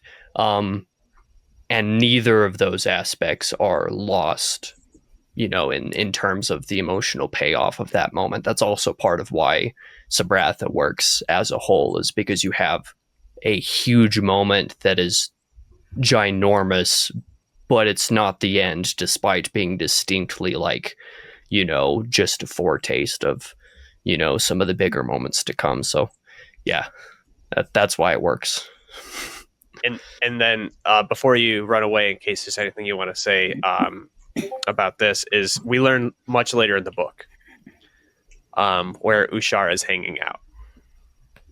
And so when you think about the decisions that Christopher made post Ashes of Man, and including Sabratha and creating Ushara, if you will, but representing Mutinar, I don't know if it's explicitly stated, so correct me if I'm wrong, but I want to say as male, and then Ushara as female. It's basically correct. You can kind of think of it that way, more or less. And then going off what was said earlier about how Mutinar uses fear, and Ushara tries to seduce Hadrian, right? And then you have Siriani, who is becoming mute. Hold on. Don't think about it too hard. Please don't think about it too hard. Right? Yeah. Attempting to host, so because there's not three, right? There's two, because Siriani's becoming Mutinar. He's in him. He's trying to host Mutinar, basically. He's gonna burn. Okay, that's the easy way to put it. But now that duality of the Watchers, and for them to be represented in that way, is, for someone who didn't read an arc of Shadows Upon Time, and so having that to look forward to, as I think I'm the only one here, but having that to look forward to, and seeing if that's important, right? Because it's something that I mentioned in my Disquiet Gods video was that Ushara could have lost, and he could have picked any other Watcher. He could have made another one. So the importance to him of utilizing the Ushara and the characterization that he gave to her is, I wonder how that's going to, the importance that'll play out, and seeing that later when he gets astrally sucked across the universe. That's a bad phrasing. But we'll go with it. But no, one of the sounds a lot more fun than what happened, but one of the other strong suits, and this is, I guess, probably the last thing I'll say here, is one of the other things that Christopher does really well is subverting in the right way, where a very modern ideal is that subversion is deconstruction, and that these two things are the same, which is not correct, and also pretty silly. And most people don't deconstruct very good anyway.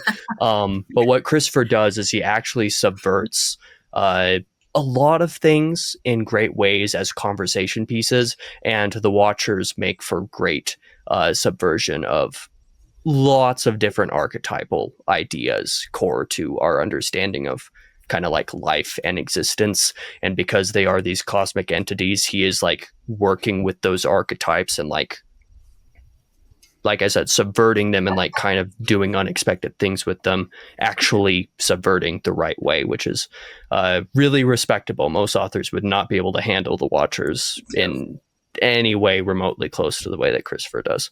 So I guess that means I will disappear.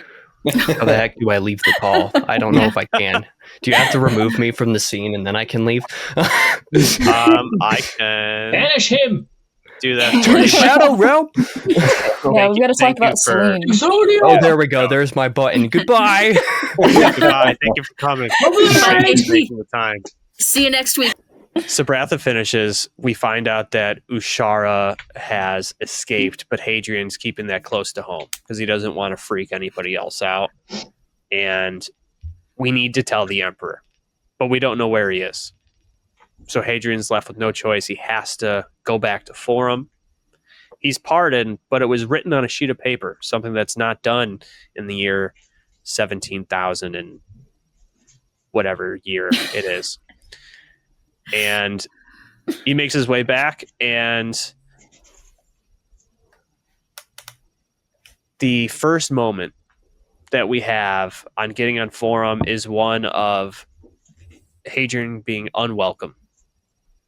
He was last seen by the Solons punching, it's clarified in this book, punching the emperor in the face. And then he escaped exile, or he escaped Belucia by running away in exile to Jot. Spirited Away. Wonderful movie. Princess Mononoke is top tier, though. Correct. And this is another one of Christopher's curveballs, because it's actually just Selene. Celine! Okay. This is the deepest fissure between me and all of y'all. Oh no. Yes, I pronounce it with 3 syllables. Come and fight You can me say at the it. gala. Selene. That is her name. That is how it's pronounced. No, Orion. You were my brother. Get him. No, that's how it's pronounced. It is a Greek word. Selene was the Greek goddess of the moon. It has 3 syllables. You can fight me and Christopher, and you will lose because we're correct. My Selene? favorite part about the pronunciation thing coming up again is Samuel Ruocchio never said anything but Selene in this book. He's had a bunch of different pronunciations, but there is another point in this book where the 3 syllable thing is like written. So he like Samuel Ruocchio literally says her 3 syllables, and then he says Selene. That's my He's the real like, one. I don't listen to Just the audiobook blatant, at and- all. Like I don't like I feel like this discussion or argument or whatever you want to make of it, I feel like it's bigger than the book, and I feel like Samuel Ruocchio's in on it because Yeah. He's absolutely it's in on it. just like You know why? You know why he's in on it? Because he pronounces it with 3 syllables in Demon and White. I kid you not. yes. He's Yes, absolutely pulling all our legs. There's like there's a section in one of the books where he says Celine's name like 3 different ways, or at least the 2 different ways back to back. He calls her Selene once, and then Hadrian has a thought, like he says her name out loud, Selene, and then he thinks about her and he says, "Man, Selene is beautiful." And like, he says the other version. But It's actually just Hadrian trolling us, actually. yeah, the whole time he won't give us a straight answer because he doesn't want anyone to find her. So Selene gets out of her princess carriage, and she looks at Hadrian and she says, "You should have seen your face when we thought we were here to arrest you." And for me personally, that was the moment that I became a Selene bro. Yes. It was One of us. That addition to her personality was enough for me. Like everything that we know about her before, where she's like a good person and she's smart and she's interested in Hadrian and she was kind to Valka and she understood like Hadrian's history with Valka, and she's like, yeah, like I'm not going to make you stop, right? Like this is bigger than me and everything. So I can really respect her. And then a lot of stuff post chapter 40 that occurs, like really put the nail in the coffin for me to never change that opinion. And it's a lot of fun in the community to have an opinion on the topic, but because this is and I will let you, obviously go past just the moment of coming back to Selene and going into the rest of Forum. But Pheo, because I was so rude and mistook your side comments for your participation about Sabratha, if you would like to kick off us here on forum with your Celine and anything you have to say about any part of this part of the book up till we leave forum. Oh my goodness. I just want to talk about Celine. Go ahead. Leave the rest to anyone else. I feel like Forget you, chapter out of 40. everyone on the server, are you're her biggest fan. You really are. I mean, I've written several like essays about her basically at this point. But no, I just love her as a character. She's like my second favorite character after Hadrian. I really enjoy how Christopher Ruocchio just nails the female characters in the series, just in general. Just Celine feels so like real to me, to the point where I'm like, Christopher, is she like based on somebody? Is this actually Jenna? Like, but Hey, Jenna's she's sassy just like, too. It your could wife? be. Yeah. Is this your wife, Christopher? It would make sense. I mean, but no, Celine, she's just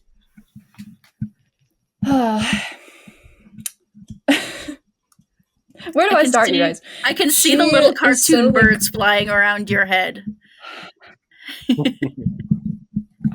I've been waiting for this moment my whole life. But no, she's just so like feminine and like always well dressed and always pretty and just always dazzling the room. I love her so much.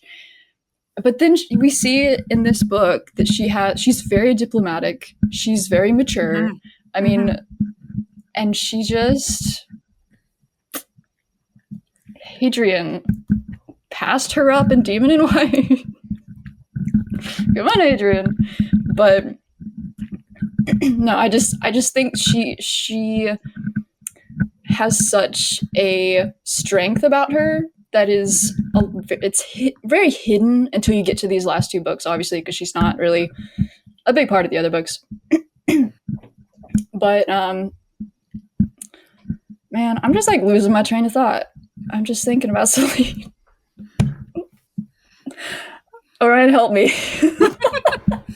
No, I'm enjoying this.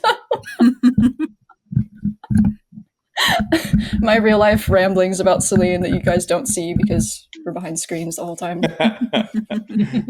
Slowly just going insane, being like, I love her. I love her. Yeah.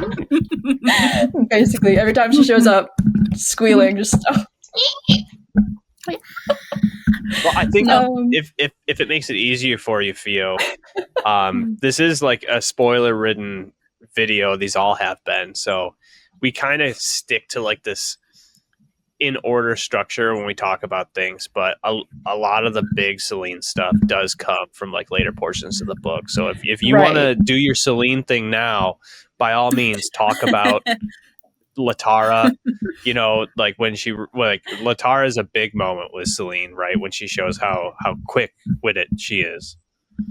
right. Well, and just when Hadrian melts, Disvalidae dying, she's there for that. And this woman, she watches the man she loves die.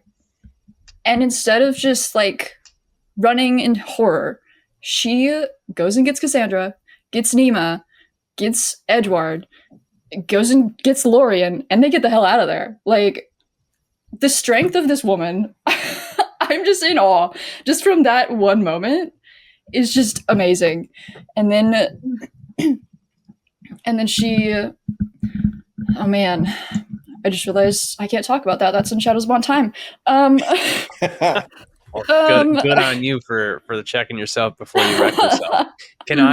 May I say something Go ahead. about that moment that Yeah. you brought up with the melting? I knew something was going to happen. This is my first time reading this book, and I'm like, when oh man, it's not Salem, but when the Chantry operative Simic, or okay, you know how to pronounce it. Simic is playing with her ring, right? Like that's a big tell in a story, especially when it's written. So you're kind of like being it's being brought to your attention. It's not just on the screen paying attention to it. She keeps touching her ring.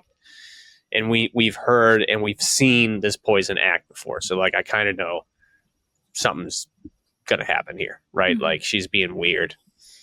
But when Hadrian goes back to his rooms and Celine's there, and then Celine's acting the way that she's acting, where she's like trying to kiss, get all up on Hadrian, jump his bones, because she's been like waiting for like hundreds and hundreds of years. There's also a question, tangent on my tangent. Does Celine actually, like, I believe after finishing the book that Celine does care for Hadrian, that she loves Hadrian. But why? I guess. Is my big. She like, gives the answer in that scene you were talking about. She mentions that basically since she saw him in Demon in White with the grass crown. Yeah. Right. Okay. That is what moved it from sort of girlhood crush interest into something deeper, just realizing the type of man Hadrian was there. I stay quieter about this, but like I'm a huge Selene bro, right? I've never heard of that. Yes. What is a Selene, bro? Right, exactly.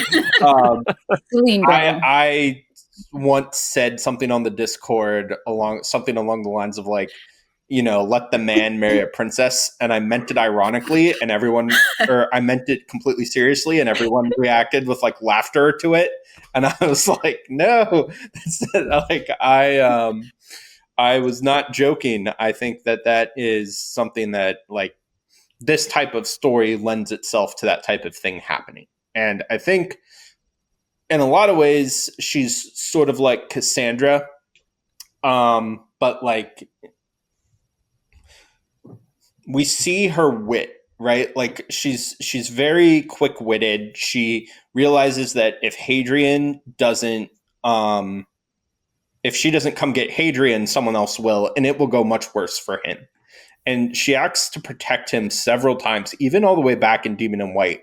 And even her like going to him, his chambers is a way for her to protect him, because she's like, if you're with me, they will not move against you. Or that's what she believes. Hadrian kind of questioned that in his head. But like, it certainly would make his life a lot easier if he was publicly with the princess, right? Yeah. And they have that date back in Demon in White where they're riding horses. And Hadrian starts having a good time despite himself. He's like, I'm going to go to Valka. I'm not going to be, you know, Crispin or my mom. I'm going to be, you know, the stand-up guy. And then he's like, actually, she's kind of not the worst thing ever. And I could actually kind of see this, you know, like we can be compatible and we can work. And of course, you know, Valka being there complicates all of that. But now she's no longer in the picture. And Hadrian has much more, you know, complicated feelings about all of that.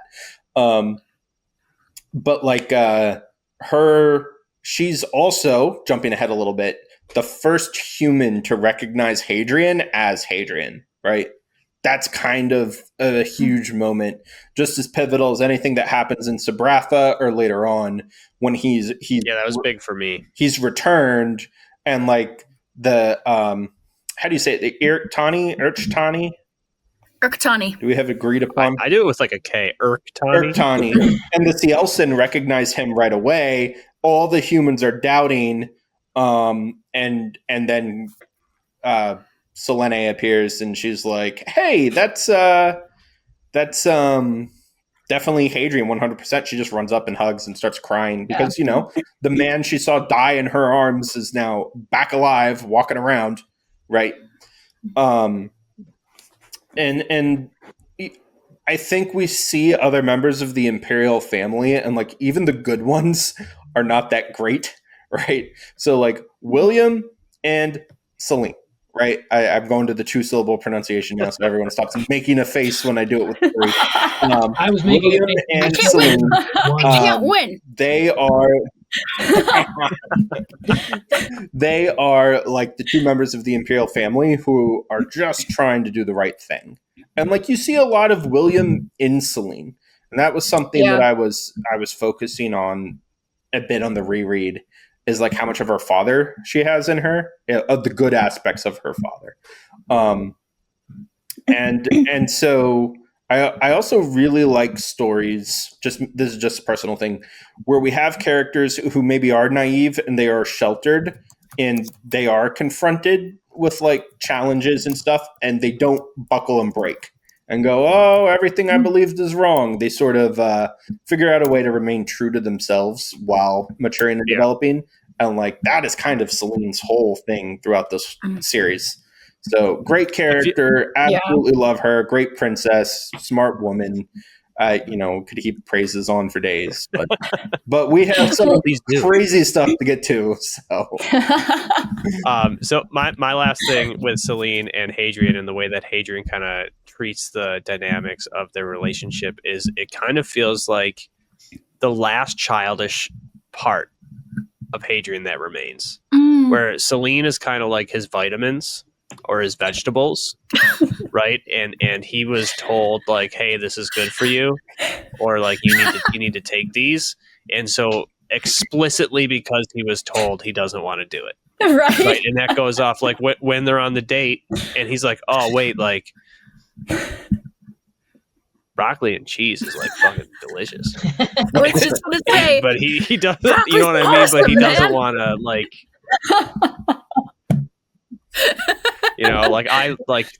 listen, you put some asparagus in the oven. I'm eating it. And like everyone around him realizes this, right? Like later on when Celine kisses him, he has a line where he's like, I could feel Lorien's grin emanating like radiation. Yeah. Even Cassandra? Even naive Cassandra is like, Dad. It's like, Dad, what go are you for doing? It. Get in there. I love that she's become their biggest fan, just because primarily she wants to see her dad happy. I think that's very wholesome and sweet. Yeah. I think Cassandra has a good read on people though too, right? She got close to Edward pretty quick, hanging out with him, and like he's a stand-up guy. Like glasses or not. Like he's by the end he proves himself, right? Like Hadrian's forced to trust him on Sabratha, and then you get to Vorgosos, and we're all over, but it is what it is. You get to Vorgosos and Hadrian's like, yo, I got a mission for you. Like, and it's of the utmost importance. And Cassandra had him pegged from the beginning. They were shooting womp rats out in the back. Pretty much. Yeah, that was a date. That was for sure. Oh, for sure. Yeah, that was 100% a date. That's how you take up my schools on a date. Right, Celine, Forum, Pheo. Anything else? We kind of hijacked you again. Oh no, you're anything fine. Else you want to say anything So about bad Forum? at this. You want instead of just Celine or?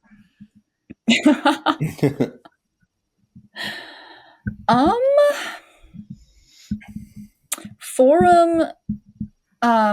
Well, we do have that really important event happening on Forum where all of the different human factions are represented in some way, coming together. The Extrasolarians show up. Our boy Lorien is there. Very, very important stuff going on. Hadrian starts a verbal fight with that Tavrosi guy in the middle of the meeting. So classic Hadrian moment. Yes. Yeah. I don't know. One of y'all can take it away. So there's. How about you, Doom? Sorry. About Forum? Yeah, anything. Or past to Mal. He looked like he was ready. Forum's cool, right? Hadrian, like you said in the beginning, when we got to this portion about him going there, because he's like, oh, well, I didn't actually kill her. So we gotta go tell the emperor. And then the whole time he's looking for the emperor, he deals with Aurelian. Obviously, the political machinations of Forum are conspiring against him because they view Hadrian as, for some stupid reason, the bigger threat than the fucking aliens that are decimating their empire, planet by planet.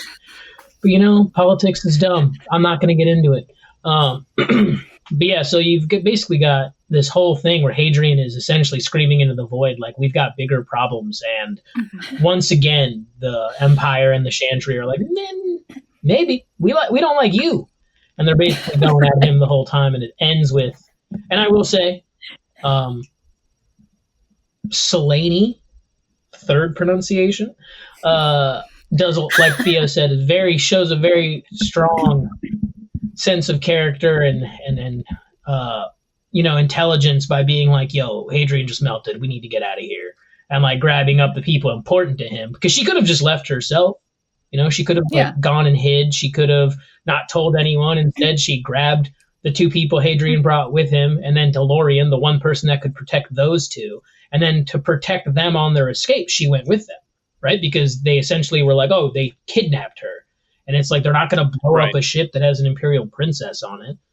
So I will agree to that point. I am not a Selene bro. Oh, no. I do like her as a character. I do think of the entire House of Aventine, however you say it, she's the best one, which makes the Emperor's faith in Alexander even more stupid, in my opinion, because now you've got books where they've built up, I'm just going to say Selene because I'm tired, but they've built up Selene now to be this intelligent person who does the right thing, even if it's not the best thing for her, which in my opinion is very conducive to what a leader should be doing, right? Like, you make the best choice for the people, not for yourself. And in my opinion, I don't understand how William, who many people I'm not besmirching anyone who likes William. I personally do not like William.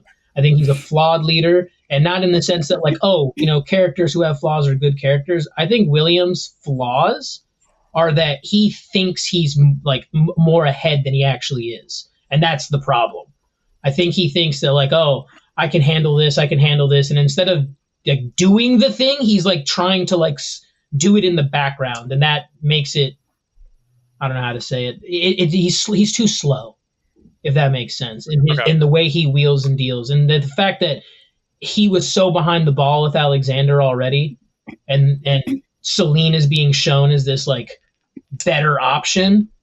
And his mother ruled. It doesn't make any sense why he didn't choose her. I'm sorry, I'm getting aggravated. Oh, I forgot. No, that's a good. I was gonna say, are they the Sullan Empire stuck in the always men emperor thing? I forgot that is right there. What was her that's name? A good point. Yeah. Titania Augusta. Yeah, so she was the one who was in charge. Women. Yeah. She was the one in charge when she the was a CLC badass from everything the very little we know about her. Right. And apparently William is said to be more like her. And then you get this sniveling little bilge rat that's Alexander. And it's oh, I'm going to make this guy the next ruler. That makes so much sense. What? Sorry. Yeah, I was really questioning that too when I first read Disquiet Gods. To me, absolute zero sense after the fact that if Selene leaves so Forum happens, right? Hadrian goes to tell them, he gets melted by the Goth Egyptian Chantry lady Samek. Goth right? Egyptian. Yeah, the Goth Egyptian. That's what she is, right? She weren't all black. She got pale skin. She got black flashbacks. That's how I look at it. Don't shoot the messenger. But so then she does the smart thing, the right thing. It's just how do she continuously do the right thing? And William's not maybe her. And then we get off Forum to Laterra, but somebody else can go, and then we can get into that. I will say though that is answered in Shadows Upon Time. I won't say anything else, but we're not including that. You should know this, Doom. Yeah, we're not including that. I still think I know.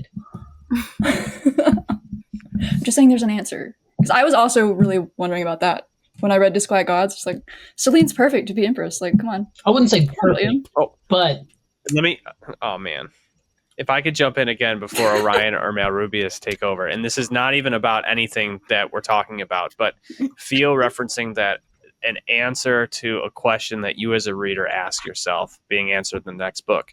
The last time we got together, or maybe the first time, I mentioned the merchants for Yes. the Cielson. Mm-hmm. And I was like, are we ever going to get that? And we do in Sabratha. They're the scavengers, Mm-hmm. and they like go and pick up the dead bodies and get all that stuff. So relevant to what happened before, and that like nothing's really like Christopher doesn't forget or do anything without deliberate need or purpose. So, all right. Malrubius, because I cut you off and handed it to Doom. Yeah, so forum people love this part. They love the politics, but like there's a couple of little interesting world building moments. One that stands out to me is when the extra Solarians show up, and as we're told many times, there are no such thing as extra Solarians.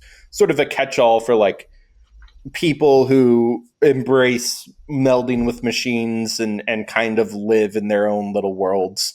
So, and they're bigger factions and larger factions, and they fight and they have all their own disagreements and stuff. But one of them shows up, and it's like the classic sci-fi brain in a jar, right?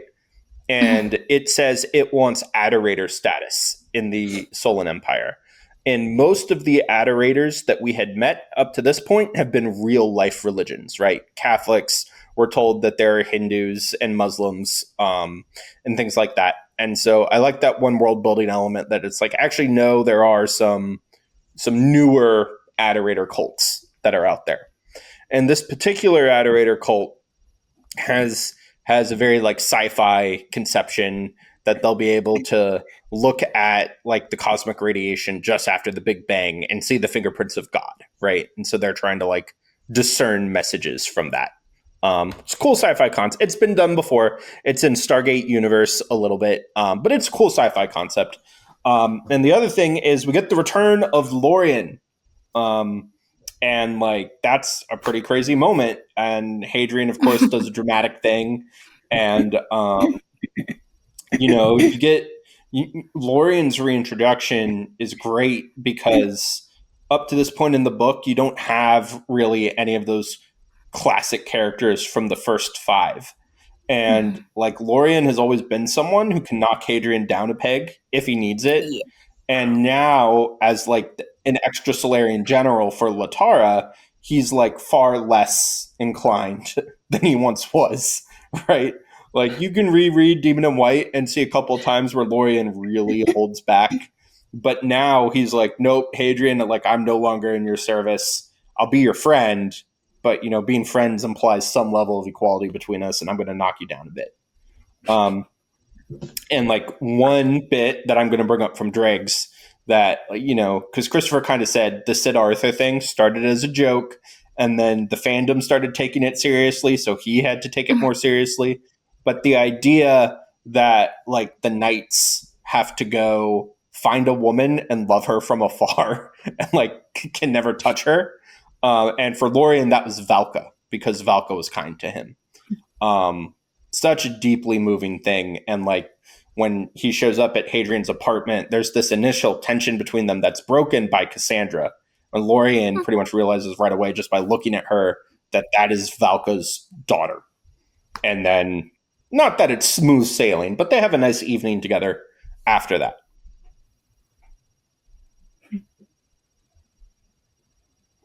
And then pretty much everything else I have to say has to go post-melting. Yeah. Okay. Orion, any more about Forum up to... Yeah, I mean, it's a great... Like, I think it's just about 10 chapters that we spend on Forum, so it's pretty much the blink of an eye in this book. It's a flash of a pan.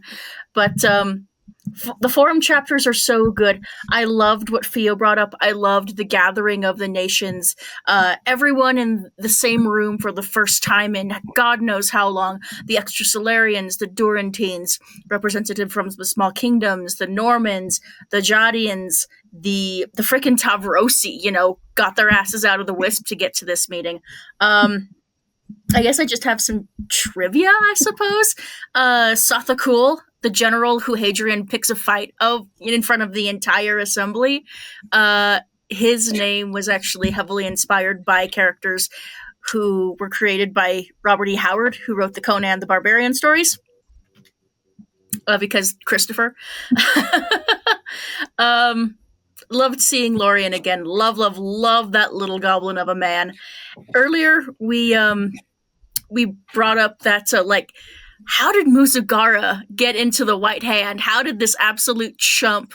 And when Lorien shows up, he comes bearing a gift. It's the husk of the White Hand general known as Teyanu, and he says that they defeated Teyanu in one battle or another. And I think it was Teyanu's demise that got Sirianni promoting Musugara, because there's no other way that dude would have been promoted. So thanks, Lorien, I guess. I don't know. But yeah, I think the to segue into this section, of course, the most poignant, I don't even want to say poignant, most awful scene, the most memorable scene in the whole forum arc in this book is Hadrian turning into soup. Good soup, but soup nonetheless. What an awful Good soup. Good soup. good soup. Man, what a terrible scene. What an awful. Christopher is such a good writer. He is such a good writer, and he will never find ways to excite and thrill and depress and disgust me. And that's what that entire scene is. It's absolutely disgusting.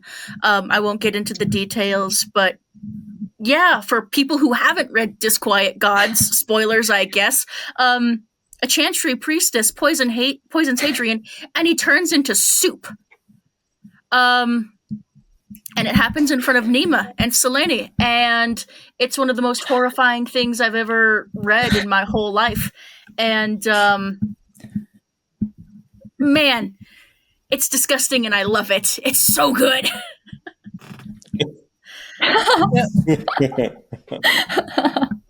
You see, I have a very high It's so threshold interesting to be behind the character's eyes that is melting, Yeah, where he okay. I have the book. Hold on. One sec. Yeah. I'll just say, I did not expect that happening. I know you, Joe Mac, saw it coming. I did not see that coming. Well, it's not me seeing it coming so much as the book's been out and I hadn't read it. So there are things being said or about things. So it's, as we said before, this is a very journey, not destination. So I knew something was going to happen somewhere. And then because I had that expectation, I saw the signs leading up to when it actually does. Please, Orion. Okay. And I quote, "The pain was fading, dulling to a gray ache, my vision likewise gray. The last thing I saw were Selene's eyes, green as malachite, as Cassandra's eyes. I felt hands on me, though I had no skin to feel. Still they carried me, dragged me away, lifted me higher, deeper into the dark that howling awaited me. My last thought, as my brain dissolved and last ran out upon the floor, was that Cassandra was alone. They had killed me. They would kill her." And that's not even the most grotesque part of that entire it's disgusting. And I loved it. I liked it when his arm fell off and we got to see the bones. No, because he described the bones, right? Mhm. And so they didn't look the way that he thought that they would look. Yeah, his adamant arm. Yep. So that was... One sec. My cats are writing. Oh, and I'm right, going yeah, to I let should them into clarify. the room. Oof. Yeah, Okay. sure. Is it time to talk about? I want to talk about the melting a little bit, because Hadrian dies in Howling Dark, and he gets the title Half Mortal. And there's a lot of people out there who are like, okay, I like the trick of killing off a character in a first-person POV once and then bringing him back. Not sure about doing it again, right? Even though I think the general consensus for most people is that Christopher made it work in Disquiet Gods. I find this really interesting because if you go back and reread the series, especially in Kingdoms of Death, Hadrian he thinks to himself a couple times that if he dies again, he's not exactly sure what will happen, but he at least strongly considers the possibility that he will come back. Like, one of the things he's worried about is Siriani just killing him over and over and over again, and he just keeps coming back and then keeps dying again and again and again. So I understand you have to be careful with killing off a character and bringing them back. I understand why there are people out there who think that it just destroys all tension in the book. I do think Christopher found a good way to make it so that Hadrian dies very sparingly, only twice in the first 6 books. You know what? Actually, that's not true, because there's a moment in Empire of Silence where I'm 100% confident that he actually does die and comes back. But That's true. You know, it's Well, don't just gloss over that. yeah. There's a time where he almost drowns, and he definitely does, and then comes back. But you know, this particular death works because, one, it's very shocking. Even though Hadrian does set up the second he meets that Goth Egyptian that like something is wrong. He's starting to feel very warm. Oh, wait, no, we don't like her. Yeah. No. But like it comes out of nowhere, and you, the reader, aren't really expecting it, and then we immediately get pulled to some crazy Book of the New Sun, not even Book of the New Sun, Earth of the New Sun, crazy nonsense, and it's just so mind blowing and incredible, and it really works. I think the avenue Christopher took to get Hadrian to speak to these higher beings, and because of that, right? Because this isn't like, I think if this was in a different format and it was a TV show and they pulled the old like commercial break, that you would lose a lot of people, like a lot of people for pulling something like that if you had to wait to see what the result was. But because you get to turn the next page, right, and you get to keep going, I think that lends to the effectiveness of Christopher doing this, not once, not twice, as I just learned right now, but 3 times. So I'm going to need to pause the Disquiet Gods discussion. I'm going to need you to just a little bit more about drowning in Empire of Silence. Yeah, what is this? I don't know this either. I'll find it because I noted it in my foreshadowing guide. Hold on. May I? I think I know the exact point that you're talking about. If there was a time, go ahead, Orion. Yeah, I think I know the exact point he's talking about. It's where they're in the warehouse with the Umand, and they begin to revolt, and they attack the humans. Yep. And Hadrian is smothered by one of them, and he hears a voice telling him to go back. Yeah, let me find it. I do remember that. Man, the third reread's going to go so hard after Shadows Upon Time. If you would have asked me, and you said pick a point in Empire of Silence that Hadrian could have maybe possibly perhaps died, it would have been when he got jumped. But more so from the murdered son than Empire of Silence. Murdered Son being the unedited original Empire of Silence version for anybody watching not knowing what that is, because he gets stabbed like a lot versus just beat up. Oh, I have not read The Murdered Son yet. Oh. I'm like, he gets stabbed? Spoilers. What the hell? Yeah, that's one of the like one of the early major differences in the 2 books is why the people who jump Hadrian are upset and how he's harmed, or the severity of it. I won't say anymore. I didn't realize that I was faux pieing. You're fine. I gotta read it. I gotta read it soon. I have not finished it, to be fair. All right. It's right here. Okay, here we go. So Hadrian is basically, this is in the chapter where the Umunda attack them. He's there with Valka and the Count, and they go and see them. Ryan's face. Sorry. What did I say? The pronunciation. Oh, sorry. You're I'm good. very You're good. tired. I'm but just hold being on. an asshole. So he says, Yeah. my vision blurred, and in my panic, I bit down on both the tendril of the Umunda and my tongue. Copper blood filled my mouth, mingled with the sulfurous ichor from the Umunda's vein. I was still choking, could not remove the thing from between my teeth. I could not move. I could not move. The pressure was too great. My every limb felt stressed to breaking, and I imagined glass pillars splintering under weight. At once I went blind, went weak, felt the world slipping away. Would that I had died there and spared the universe the stink of me.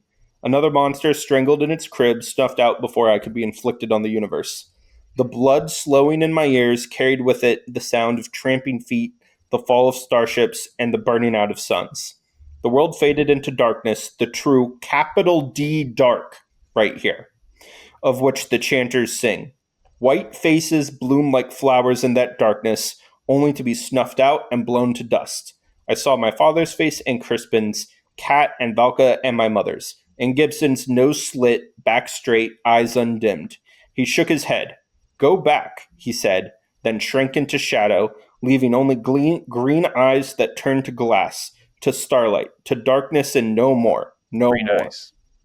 And I am 100% confident he died there. In Capital D, and the green eyes. Yep. Mm-hmm. Yep. I'm glad we're on the same page, Mal. Yeah. And that's a subtle one, right? The two big ones obviously are getting your head chopped off and then melted, Yeah. Being asphyxiated and brought back, it's like,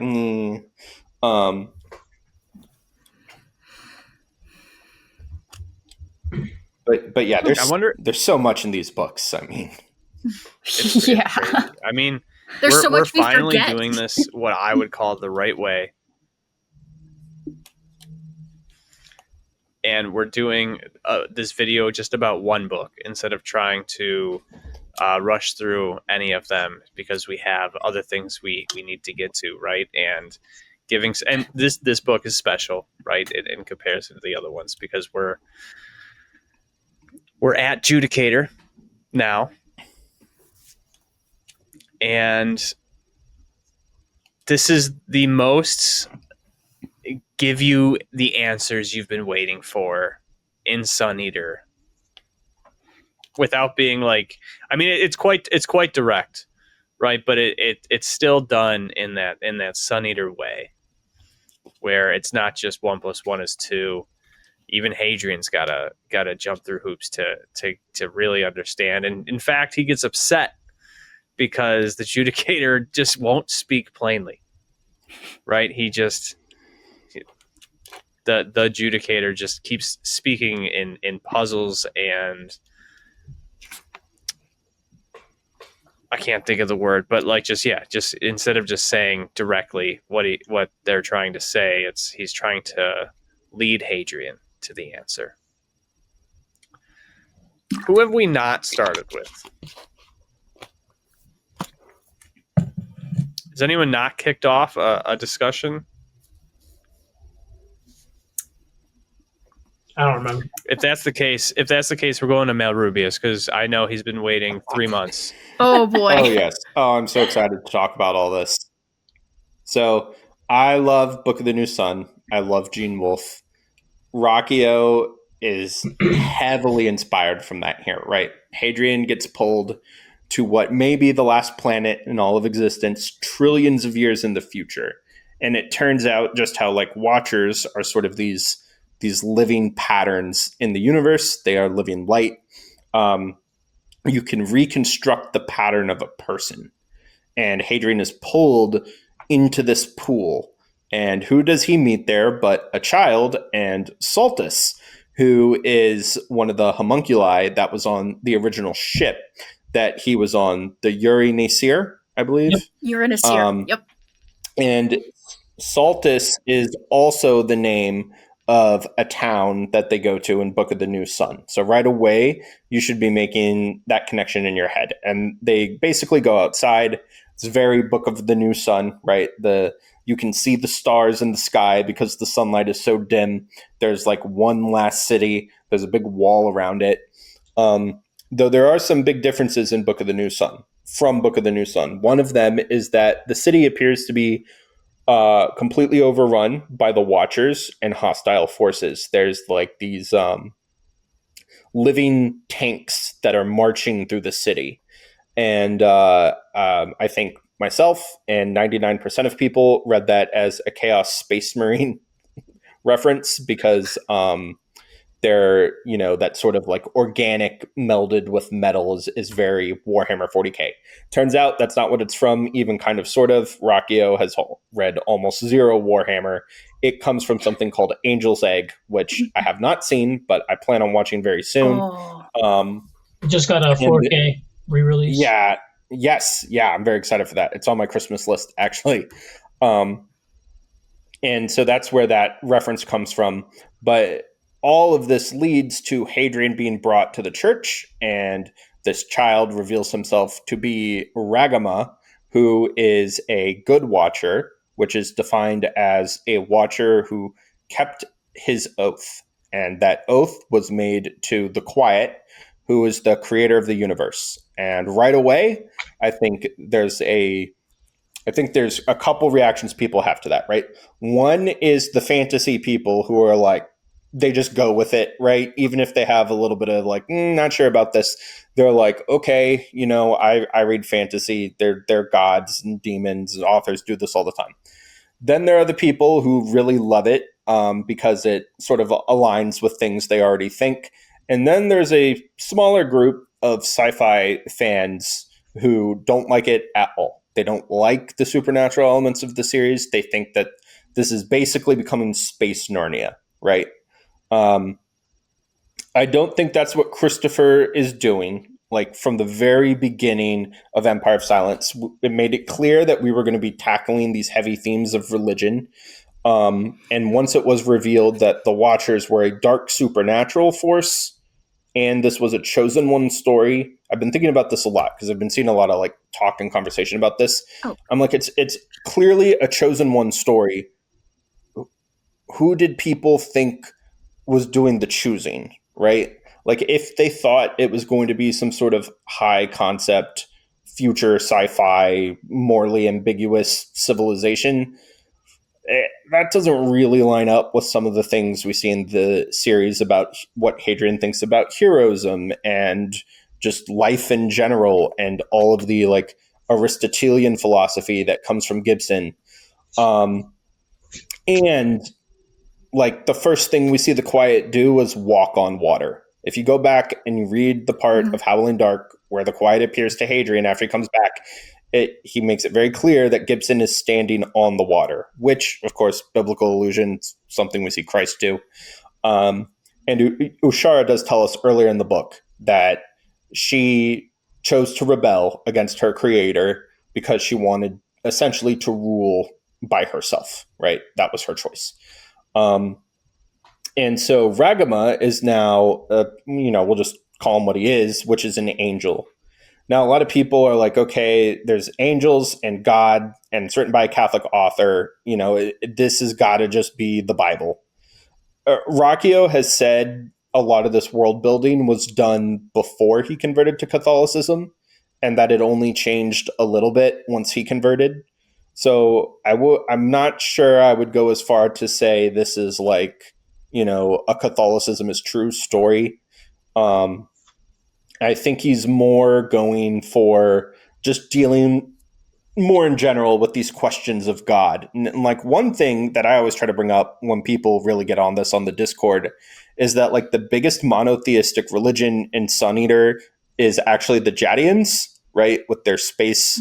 I'm not going to be able to say it because I'm so bad at pronunciation, but Zorro. Yes, go ahead, Orion. Zoroastrianism. Yeah. Yeah, and so like the idea of a creator god who makes a couple of supernatural beings and then some of them rebel against him is present in a whole lot of faiths, not just Christianity. And like Hadrian is never told to get baptized, or for that matter, to get circumcised, or pick any sort of religious rule that comes out. Ruocchio definitely wanted to tackle these themes of faith and God and all of this stuff, and he does have real life religion still wandering around his fictional universe. But I actually think that a lot of the stuff we hear about the Quiet early on, that the Quiet wants to exist, that the Quiet comes from the end of time and is sort of calling down, and it only exists in a couple of specific paths to the future, is all true. And I'm surprised at how many people kind of dismiss all of that once they get to chapter 40 in Disquiet Gods, and they're like, oh, that must have all been lies. What I think is going on is that the Quiet represents one potential way for the Absolute to come into the universe, and its existence is not guaranteed. So basically, we can have all the God stuff and the deep theological conversations, but we also still have stakes because it is possible for the Quiet to be destroyed.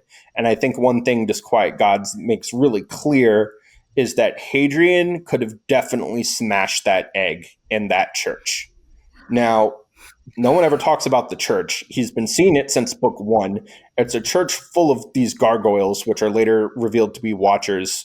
And then there's this cradle in it. And then there's this weird painting of a king on the wall. I have all kinds of questions about what this church is and what it was used for and what is going on in it exactly.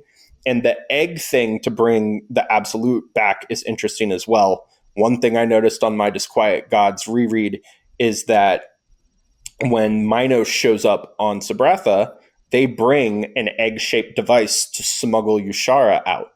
And at the end of Disquiet Gods, when Hadrian sees Brethren's computer core, he describes it in a very similar way. He says it's an egg-shaped thing. So now we have like these 3 egg-shaped devices connected to these higher beings. Brethren isn't exactly supernatural, but it's pretty close. And I think those 3 things are 3 variations of the same thing. What that is exactly, I'm less clear on. But Ragama basically challenges Hadrian, and he basically gives us an answer to the question of like, why do bad things happen? And that answer is basically God allows bad things to happen. 1, because he doesn't want to take away our free will. 2, to allow greater good to come from the bad things happening. And 3, so we can become more like him. And so Hadrian's choice is to keep the universe alive because it's the one his daughter is born into. And Ragama says a very important line at the end of it. He says, I think you are more like him than we are, right? We being the Watchers as a group, both good and bad, because that is the type of decision that God would make. Now, in Earth of the New Sun, Severian goes through a very similar test, but like Gene Wolfe makes it clear that the outcome was predetermined from the start, that Severian was always going to succeed. Whereas here, Hadrian has the free will choice whether or not to destroy the egg and chooses not to. And this leads him to being stabbed through the chest by a giant flaming iron sword, which is actually a reference to Isaiah in the Bible. Isaiah is his lips are touched with a hot coal, which purifies them, so then he can preach to Israel, right? Whereas Hadrian is stabbed through the chest with a flaming hot sword by the angel of judgment, so he can now pass judgment on the Cielsen. I think the one thing I see people sometimes talk about this series is like, it would be okay to kill all the Cielsen at any point. And I don't think that's true. It has to happen in like the proper way, has to be brought about in the proper way. So like, it's not Hadrian. If Hadrian just started like blowing them up back in Demon and White, that it would not be, he would be trying to do the Quiet's will his own way, which would be a bad thing. He's got to do it at Gododdin in the way that was appointed. And I know some people are just going to hate that and just hate that whole thing. I think a lot of people read it and are more hesitant. And they're like, but I've trusted this guy for 6.5 books, so I'll trust him for another book and a half. And having read Shadows Upon Time, all I'll say is I think he handles that quite well. Now, of course, I am a Catholic, so I'm predisposed to just like be in agreement with some of these things automatically. But I don't think that I don't think this is Space Narnia. I don't think that this is just as simple as convert to Catholicism. I think Ruocchio has all kinds of things in there that make stuff much more complex all the time. And I really like the way he incorporates these theological and supernatural elements into the book. And that is as condensed as I can make all my points about it. Oh, one more thing. Adrian also wrestles Ragama, right? And that is a call to, is it Isaac or Jacob? My brain is so fried I can't remember. But one of the biblical patriarchs goes to the Garden of not to the Garden of Eden, but like he wrestles an angel with a flaming sword, which some people think might be the Garden of Eden because there was an angel with a flaming sword left to guard it. And so there's all these sort of like biblical allusions and references that are happening.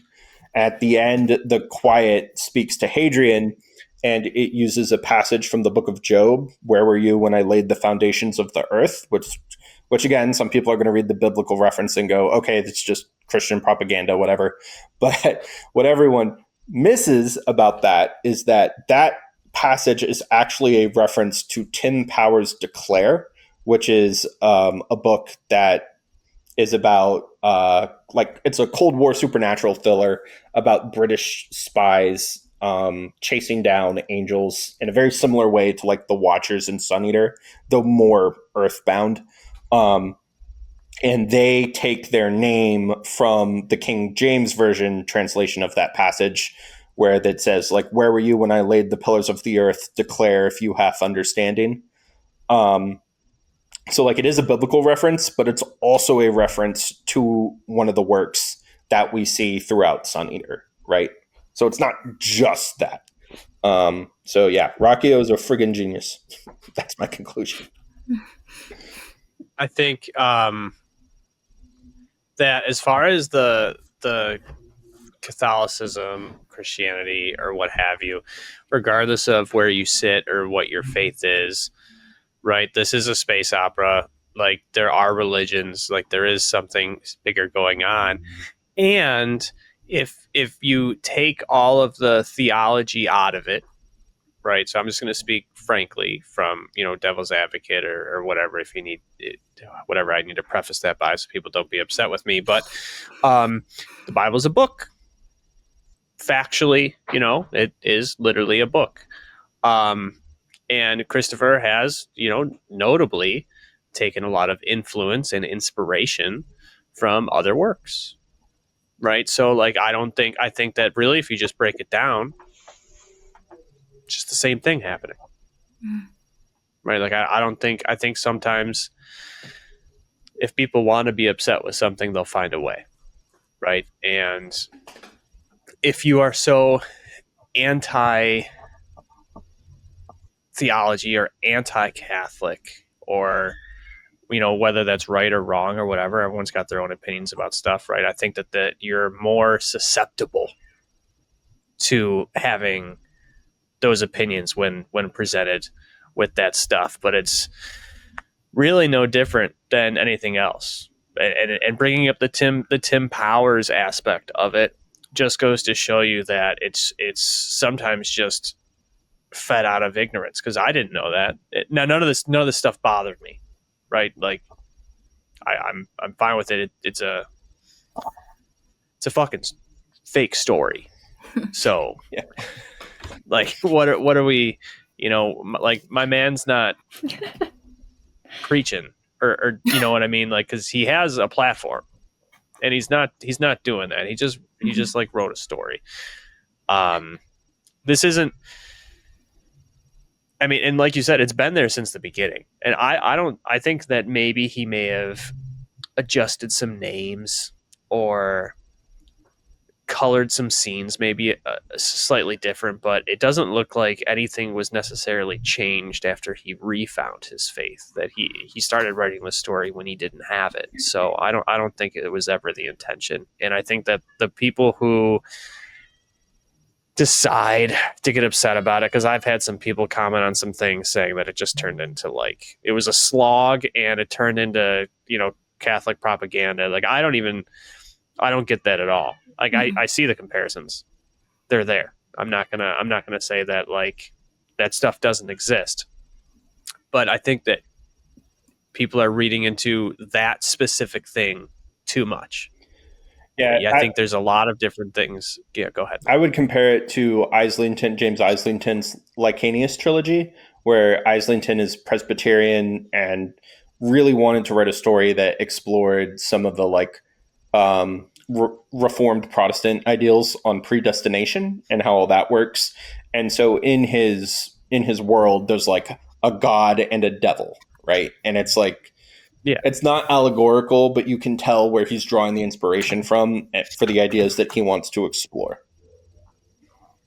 I've been through like religion and I've gone to church and stuff. So I've never like read the Bible. I don't have like a ton of background and knowledge base. But with that being said, once again, if you just look at it as a book and you don't get attached to it for the purpose of talking about a fake science, fantasy, space operatic story, is like the whole fallen angels versus demons like thing on a fantasy scale is like sick as fuck.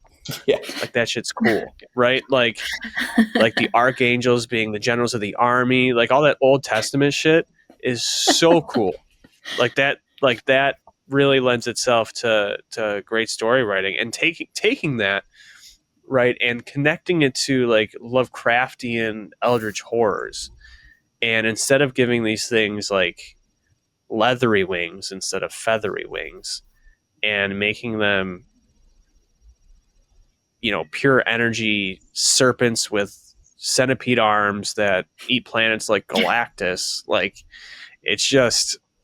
There are so many things going on at all times. I've never seen Angel's Egg, right? But when they describe the living tanks to me, I think of Nausicaa, those big bugs that are like running around everywhere, right? And then there's those giant like dudes that come out to kill them at the end. I haven't seen it enough to know what anything's called, but it's the first thing I thought of. And they got those mouths and they like walk with their little tentacle feet.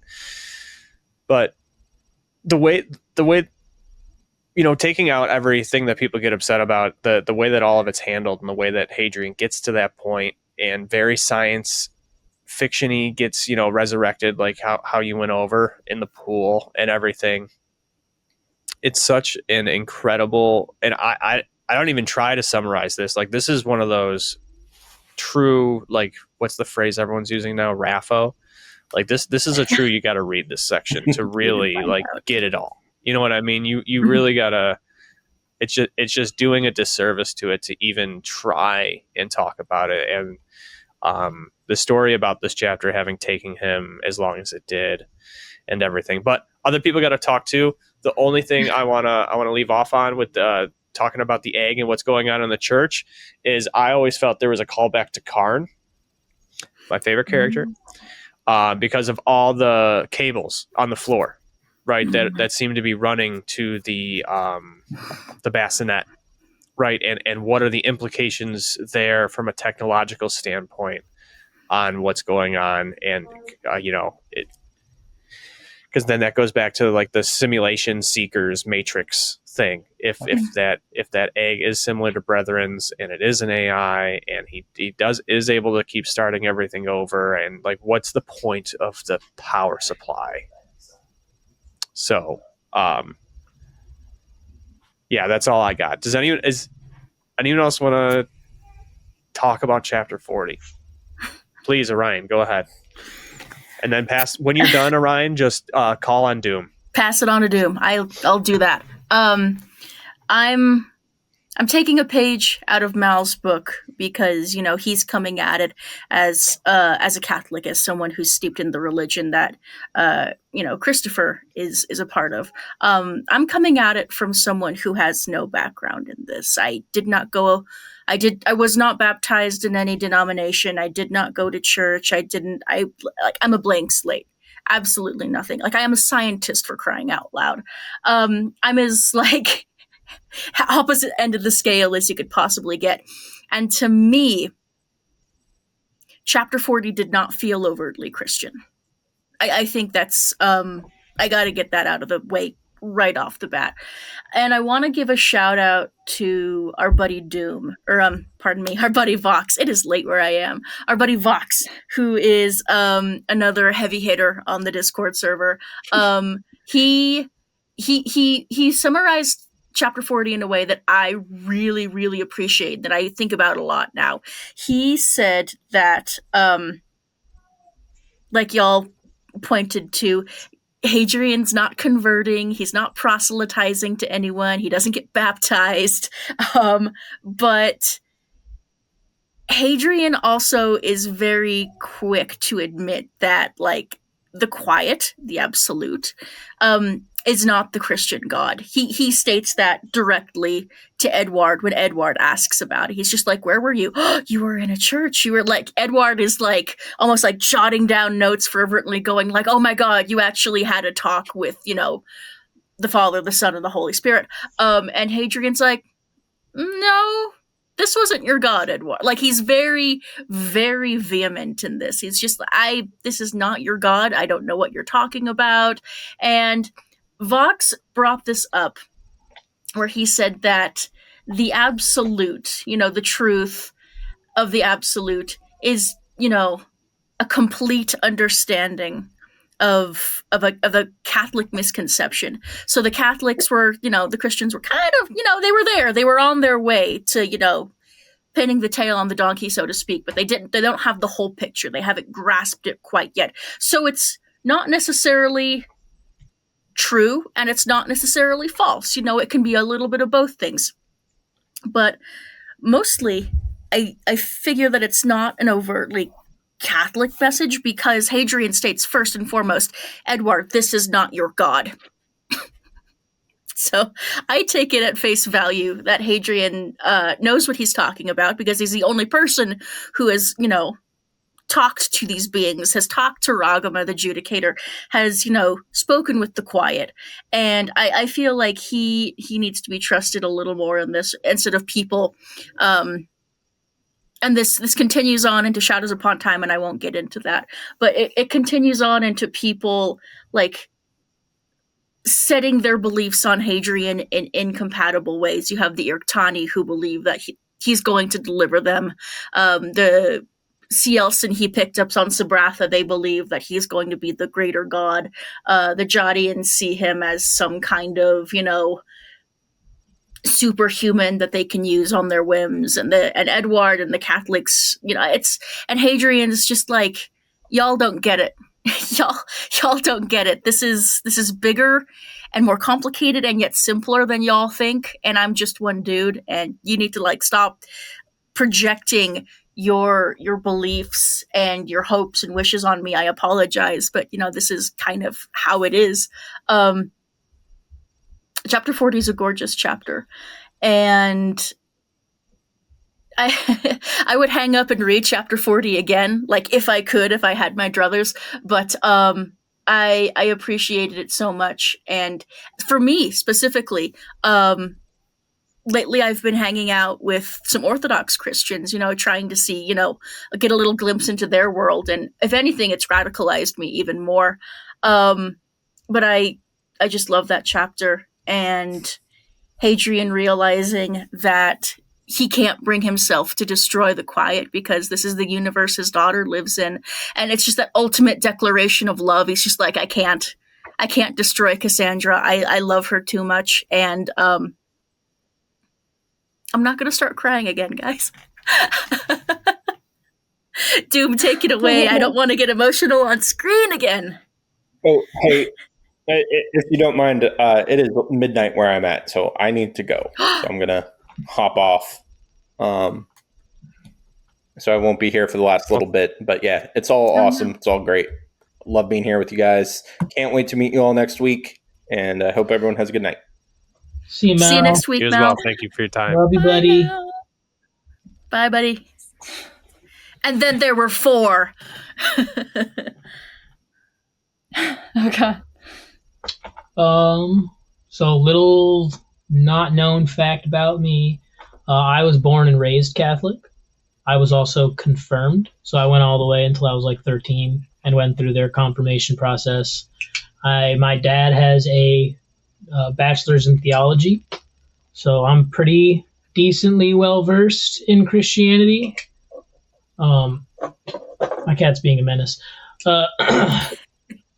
If you were to had like a predominant, like if you had a cursory knowledge of Christianity when you go into chapter 40, for sure you might pick up. I think if you have that knowledge of that cursory knowledge of Christianity and you start to read what's on the surface of chapter 40 without doing any sort of like research, you might be thinking like, oh, this is definitely like Catholic, what did you say, propaganda, right? Like this is trying to get me to convert, like Mal said and other people have said online, like this is space Narnia, like it's all the same, it's the same thing always, that like one God is real, blah.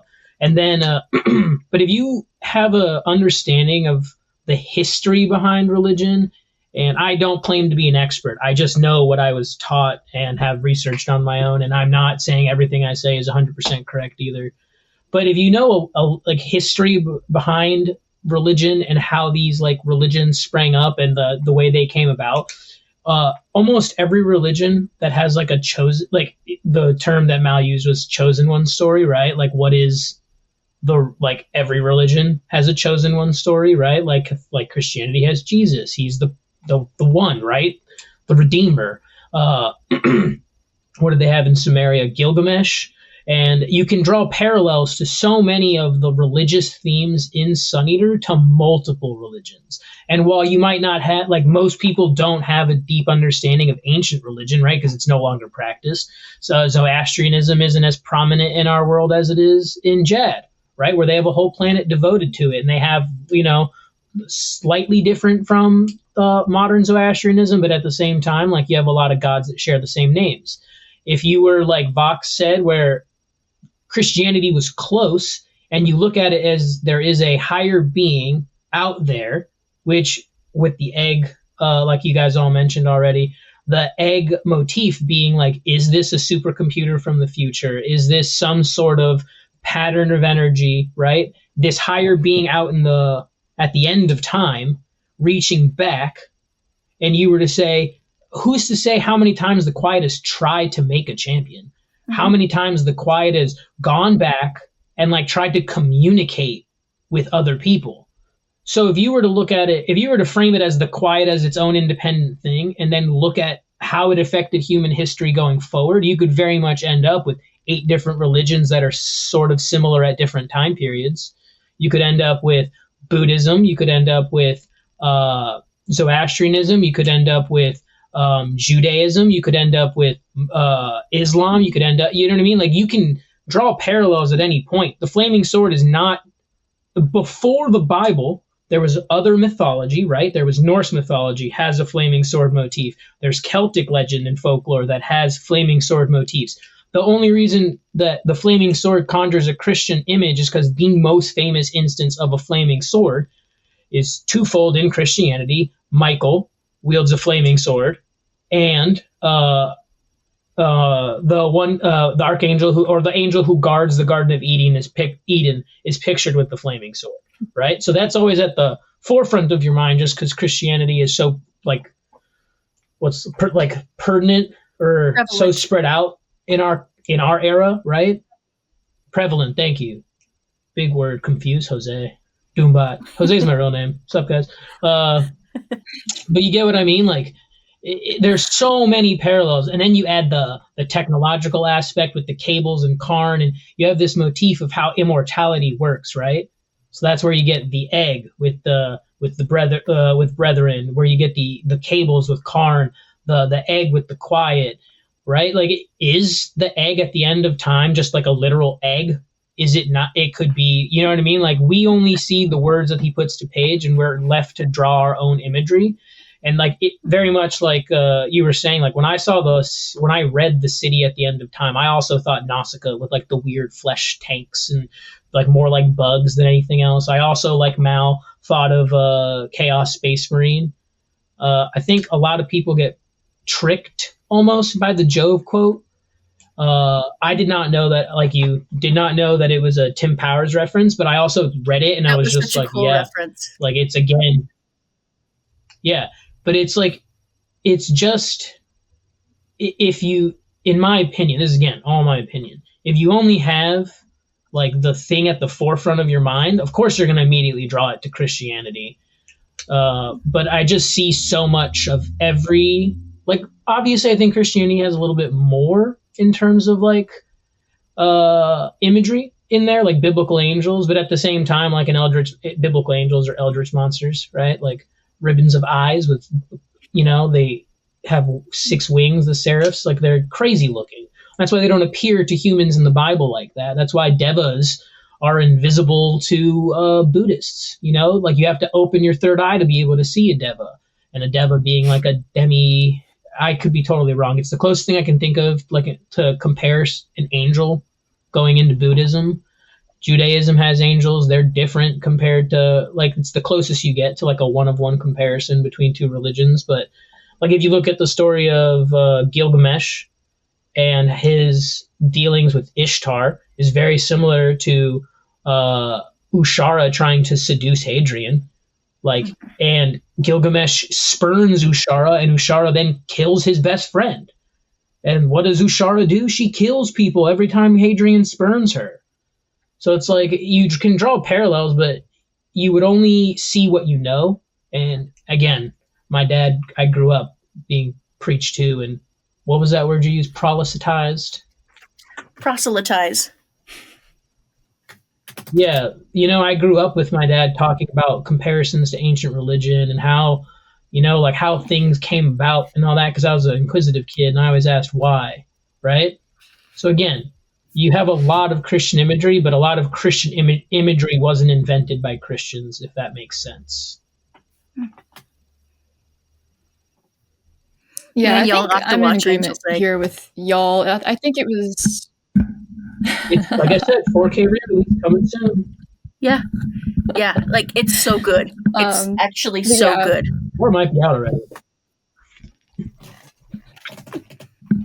Go ahead, Pheo. It's all you. But yeah, I'm in agreement with y'all. I think it's pretty clear that Christopher was going for more of like a like all of these religions and faiths that we see in the series are all like a little piece of the ultimate truth. And Hadrian is the one that gets to peek behind that curtain and see.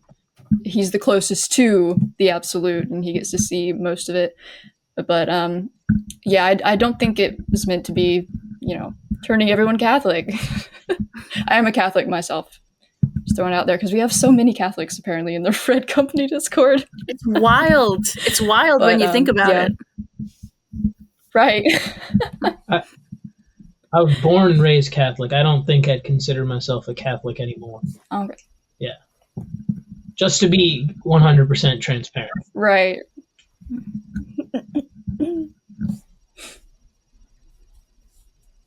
Because I'm evil. Do you have anything else you want to say about chapter 40, Pheo, before we move on? I don't know. I mean, Mal gave, as expected, a very great synopsis and explanation. I don't know that I could do any better than crap. Yeah. So, from chapter 40, we immediately go back to Selene.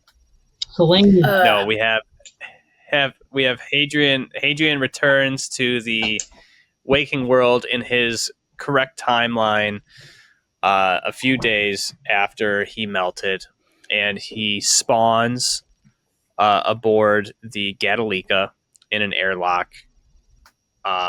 He finds a sheet. He runs around.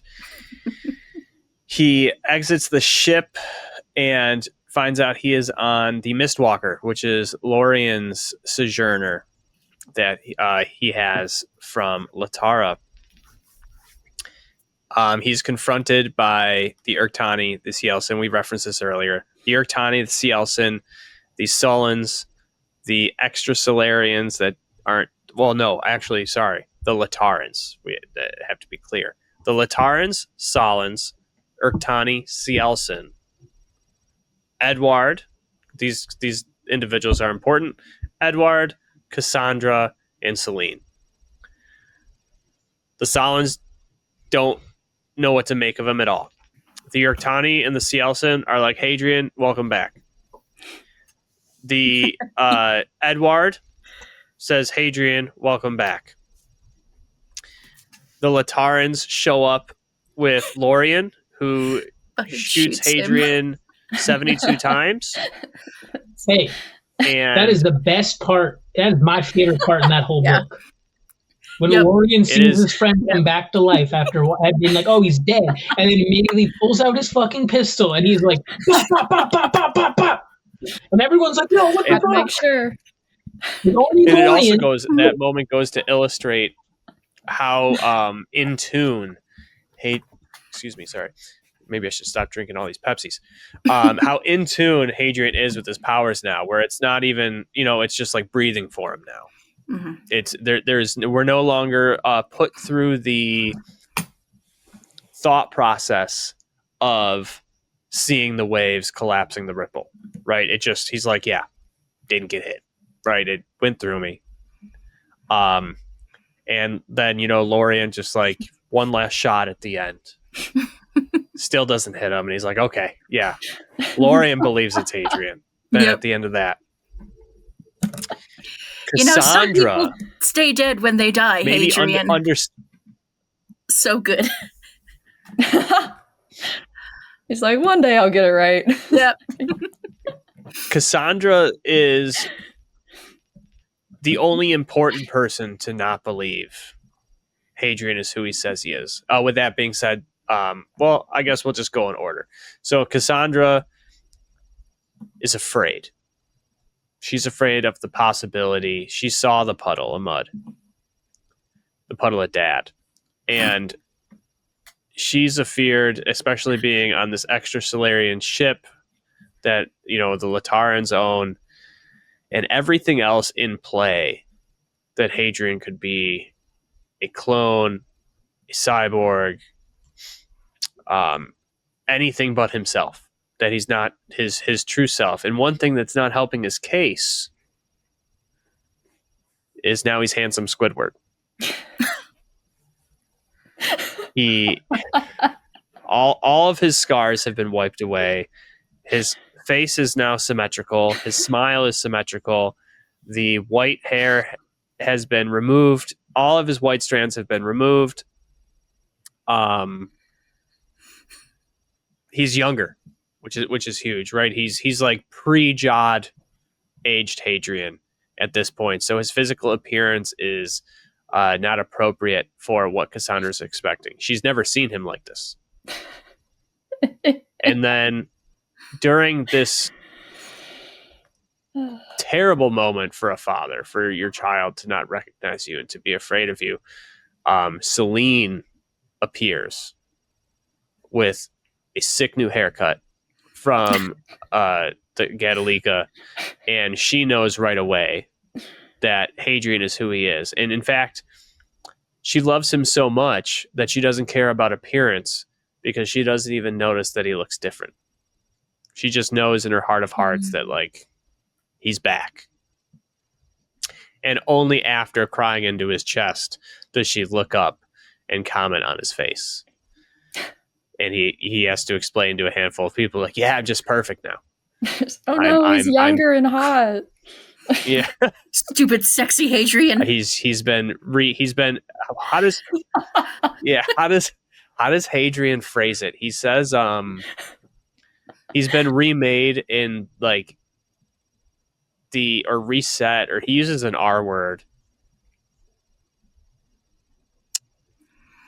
where he's been returned as like his I don't think he calls it his true self, but like It's like the man I should have been, or something like that. yeah, something close along to that, those yeah. lines, right? Like he didn't It's not. like he didn't spend his whole life sleeping on his side. He just slept on his back. He didn't get like asymmetrical face or perfect posture. yeah, he did no mouth breathing. Spine just for cracks back 1,000 into years. place. Yeah. Yeah. Celine believes that Hadrian is who he is. I'm trying to think because we're at 3.5 hours, and I think that that's fine, and I don't care how long we go. But is there anything super important as we travel to Latara? Like, because I know like Lorien and Hadrian hang out, but there's no resolution to Hadrian being who he is with Cassandra till the end of that trip. Right, and they like catch up, and we like Cassandra's revealed to Lorien, which we talked about. If you hadn't read Dregs, then Lorien's revealed to be a Sid Arthurian. Mhm. Lorien reveals that he loved Valka to Hadrian, which like Hadrian doesn't even react to. And you know that's one of the things that I actually don't like is that Valka was like the epitome of main female character, right? And the main character and the biggest side character, which is Lorien. I think he's got his own novel, right? And he's still around at this point, but like they both love the same woman, which was Valka really that great? And Celine's over here and she doesn't get anybody. I know, right? Did you just say? First of all, Lorien is the fucking man. All right, He is. No, listen. After he shoots Hadrian is like one of the hardest things anyone has ever said, and it's like, should you meet the Arthur Buddha, kill him? And like that's how you prove he's real? That's insane. That is an absolutely insane part of that whole story. And Lorien's a real one. And if he loved Valka, and Hadrian's a real one, and he loved Valka, you know what that makes Valka? A real one. A real one. Yeah, you get it. Math. Transitive property. A equals B or whatever the hell that is. But if I may, unless someone has anything to say about the trip, we have the next, and I think we can kind of combine Latara and Vorgosos as one leads to the other, and not because I'm not trying to rush. I don't care how long we go, like I said, but we got to beat that 4.5 hour record, man. We got to do it. Yeah, you have the big reveal that Kaelin Herendites is actually Ren, who is actually Karn Sagara. And my boy's back. My boy's back. Did any of y'all see that coming? I did. I highly suspected it. The way that Latara is described and when you approach the pyramid is kind of the tell for me, right? So like right before we find out there's like that something's going on, but I don't know if that counts enough. Like there is nothing before that gave me an inkling at all. In fact, I hadn't thought about Ren because I was like, oh, I just assumed that Suzuha was it. So like utilizing Ren in that way was very cool. And what did he do? Well, Suzuha tried to kill Ren because Suzuha, or at least at that point in the way that it's described to us by Hadrian, maintains most of what I'll call him Prime Karn. That most of Prime Karn's personality remained in Suzuha. So even though when she sent Hadrian off with his arm, his adamantine arm, and she expressed you could call it excitement or interest or what have you about having these two bodies, that she was like, we've never done this before. This is new. It's like kind of cool. That obviously that wore off. And he realized like fragmentation is not good. So I'm going to keep because when I talk about it, I think of Prime Karn, and then it was male, Suzuha, female. So I'm going to keep flipping back and forth depending on who I'm thinking about at the time. But she tries to kill Ren, unknown how. And that is a catalyst for really the rest of it, right? Because that changed Ren. Because Ren can no longer trust himself. So his character breaks down the Karn personality, and he's still Karn, still just as conniving, still as intelligent, still has all the experience, but he is driven by a different goal, which instead of staying alive, which is Prime Karn and Suzuha's like main directive, right? Is like stay alive, don't go back to hell. That's like a whole fucking other thing. I was saying it as a phrase and it came out and I was like, wait, no, that happened. And so it's like the exact opposite side of that coin, right? Like his directive isn't stay alive, it's kill. He wants revenge on his sister. And that takes my favorite character and turns him into my two favorite characters. Like just everything that goes on, going back to Vorgosos, the Gundams, everything they're more like Robotech. And I can't pronounce the word of what they're called. It's like a bunch. It's so many vowels. Yeah, hit me. Cephalophore. Hadoupilu.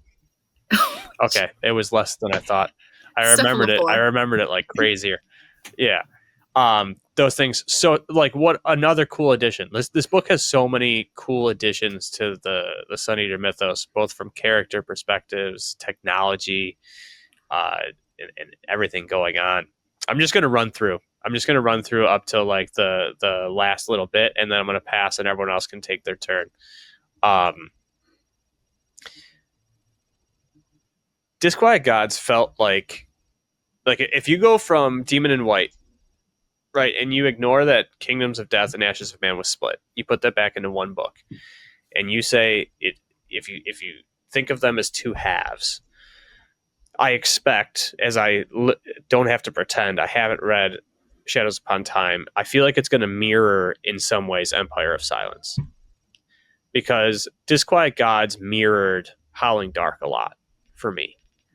And Kingdoms of Death and Ashes of Man, so Ashes of Death, mirrored Demon in White in like, not, these things aren't direct, it's not like one-to-one stuff, but like through like a murky filter, these books are very representative of each other. We're hitting like the same story beats that we did in Howling Dark in Disquiet Gods on a different scale and with different specifics, but at the end, in the last like 15%, we're back on Vorgosos again. We're dealing with Karn Sagara, and it's an absolute sin that Calvert dies off screen. Right. That it's like two sentences thrown away, like, and it's not even really like explicit that he fucking died. Are you about to cry? But it's. Dude, I heard your voice break when you said that. The whole time that we're on Vorgosos, I'm like, where's my boy? My boy! Where is Calvert? My sweet good time boy, Calvert. We get to the Tree of Life. And I'm like, oh, no one has any idea what's about to happen. Right? Especially because like Calvert is like Karn's second, right? And now there's another Karn, and second Karn has come to the Tree of Life to do like, well, not to, take over. And I'm like, oh, Calvert's not letting this happen. Like this is when it turns out Calvert is the tree. Like they're talking about like all the branches and stuff's going on, and I was like, my guy's coming down any second. He's gonna be singing. He's saving his kids. And instead it's like, yeah, he got like carried away with the clones, and that's it. So that was the only negative thing I have to say about this book is like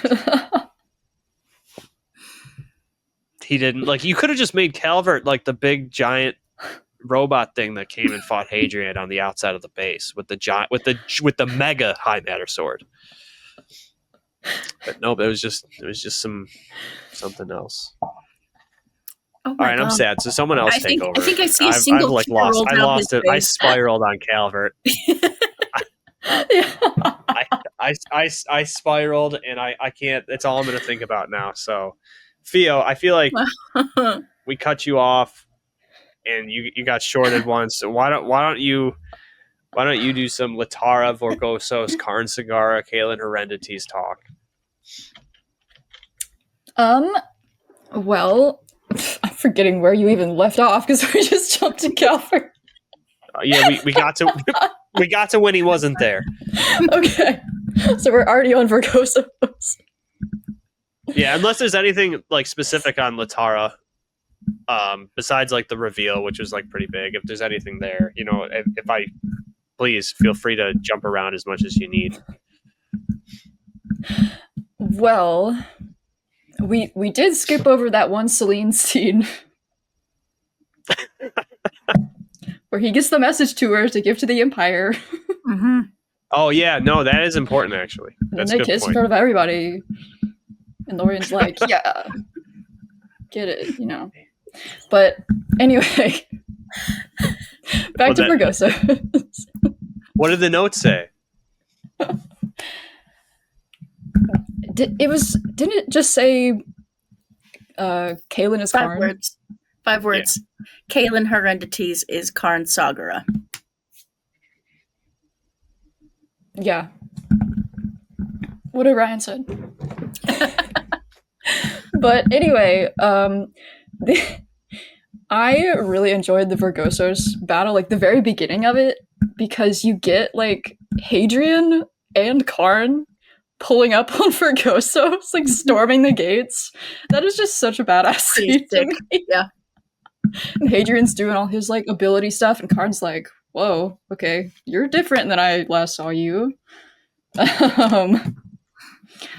But yeah, then we get kind of misremembering like the steps down there because this was a very long sequence, a very long battle, with a lot of different parts to it. Because I can't remember, is Calvert one of the first things? Like, is that Calvert's not in this book? Well, I know, but like the whole scene you were talking about, where they like get down there and No, so yeah, so they get. They do like the tunnel run from Star Wars. They right. Hadrian fights the Mega High Matter Sword. Karn comes and saves him by yanking it off of him. After Hadrian should have been splattered, but he wasn't. That's when they're like, "Oh, it's Karn." They get inside. Oh, yeah. They get inside, and shortly after being inside, Suzuha hacks all of the I know the word, the integrated. Try one more time. Integrated turn. Fuck. The interface. Yeah, fuck. God damn. Hacks the interface. We're I all getting a bit apologize that delayed. these books live in my The brain interface 24/7. turn on Hadrian. No, it's good. It shows everyone that this is real and we're not just like, you know what I mean? It's good to be wrong. I'm wrong all the time. And you have two Maeve is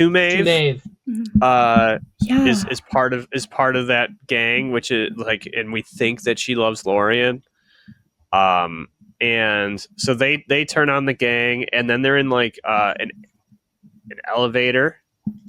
Oh, It's yeah. like a platform elevator that my mental image is like it's at a 45-degree angle, Mhm. and they're on the platform, and it's going up, Right. and then it gets stopped, They fight a bunch of Psalms and the interfaced.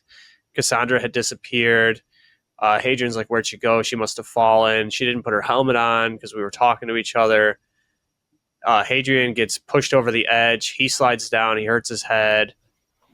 And this is like the first time, because the other thing that I it's not a dislike, but the other thing that I find to be dissatisfied with is that Cassandra's a Maeskelos.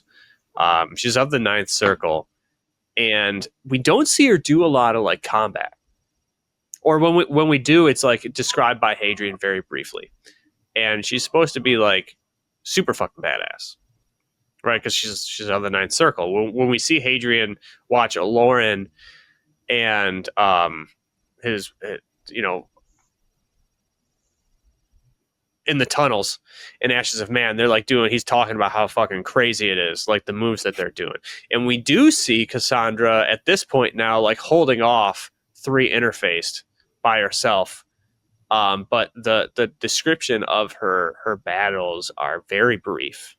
And I'm hoping to get some more Cassandra combat in the future. I just wanted more of it. I felt like she should have been doing more, and I think it's part of that like 41-17 actually type deal where Hadrian kind of like keeps her behind him, then let her loose. But I digress. After they fall down the elevator, they make their way to the Tree of Life. Karn. There's only like a handful of people left. Hadrian tells everyone that Kaelin is Karn. The other guys are like, is it true? And he's like, yeah, but I'll make you live forever. So they're like, all right, we're still with you. They make it to the Tree of Life. Karn plugs his wires into the console. Hadrian's like, what are you doing? And he's like, what I have to do. And then he uploads himself to all the bodies, and then they burst out of their bubbles, and then the tide turns. I think that's what happens. Yeah. Pretty much. Yeah. I like Vorgosos. It's fine. I like to refer to this section of the book, just the combination Latara Vorgosos section, as Howling Dark 2 Man-Made Horrors Boogaloo. Yeah. It's about right. It just sums it up in a nice little package. Man, I don't think we've really covered that. The second Karn Saga, the one that was Little Ren, created this kingdom of Latara just to get back at his other self, just to get back at his sister, just to have a fighting chance to retake Vorgosos. And Hadrian realizes early on that the Latarans are being played for fools, and that includes Lorien. And he can't tell anyone that Kaelin Hereditas is Karn Saga because, Kaelin's going to kill all of his people if he does. And so he has to keep a tight lip on this entire situation, as they're waiting on Latara, as they're sailing to Vorgosos.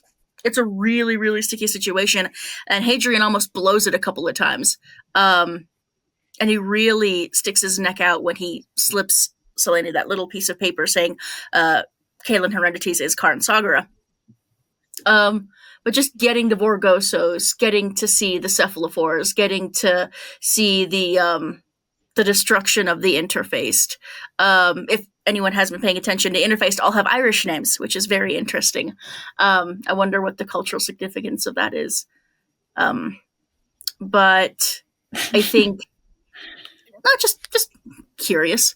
I think the most important thing to come out of Vorgosos is not like the splitting, the myriad of Karn Sagas, not what happens when Hadrian... The incarnations. The incarnations of Karn Saga, exactly.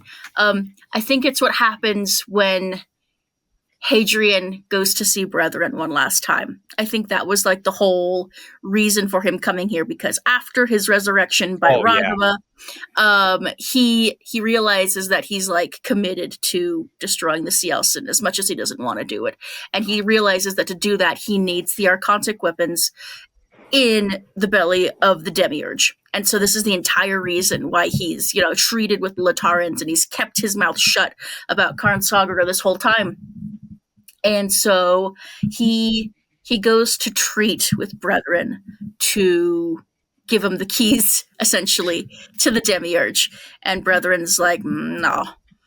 And Brethren essentially knows, because Brethren has, foresight that we also have as readers, that Hadrian's going to end up killing it. And that's what Hadrian does. Hadrian's had Edward plant charges at the bottom of Brethren's lake and essentially kills him. And the creature that is birthed from the death of Brethren, I was just going to say, give me 2 shakes, Doom, and I'm going to let you have the floor. But Orphan is Orphan is one of the greats. Orphan is Christopher turning the dial up to 11 and snapping that shit off. Orphan is the reason we read Sun Eater. Orphan is the weird and the perverse and the cosmic and the unknowable, and I love Orphan to bits. Some people, upon the initial readings of Disquiet Gods when the E-Arcs first came out, likened Orphan to Hadrian's. They pictured Hadrian and Orphan as like Frodo and Gollum. That was the relationship. We serve the master. We serve, there's a whole relationship. But Hadrian very much distinctly tells the reader that Orphan is his Grendel, and he's portraying himself as Beowulf, and so this creature that his fate is tied with, and he spares, evidently. And I can't say any more about Orphan without spoiling anything. So take it away, Doom. Orphan probably gets its name, I think, from Bloodborne, the Orphan of Kos. I think we've asked Christopher that directly, and he has confirmed that that's where he got the name, the Orphan of Kos, from Bloodborne, which, fantastic game. But Orphan is... Right, the Demiurge is this like supernatural ship. It is the ship to end the series, according to Hadrian so far, right? Like, he needs it for where he's going, right? You could liken it to Charon and the fairy from Greek mythology, right? Even though Charon ferries the souls of the dead to the underworld, I mean, the Demiurge is going to send a lot of people to the underworld. So maybe, and Sharon's the pilot, which is Orphan's entire purpose. When you get to the end of the book, you discover that Brethren's message that was from the Quiet and Howling Dark to Hadrian, Brethren also knew that they would get to this point where Hadrian's going to need a boat driver, a pilot, and so it creates Orphan. And Orphan is like the amalgamation of the technological advancement of AI and like the human flesh construct thing that they have going on throughout in this series, specifically with like how the things at the last city at the end of time or whatever, the way things are described, I always feel like Orphan fits in like right in that time period. Like the inception of Orphan is essentially like a beginning of the end, if that makes sense.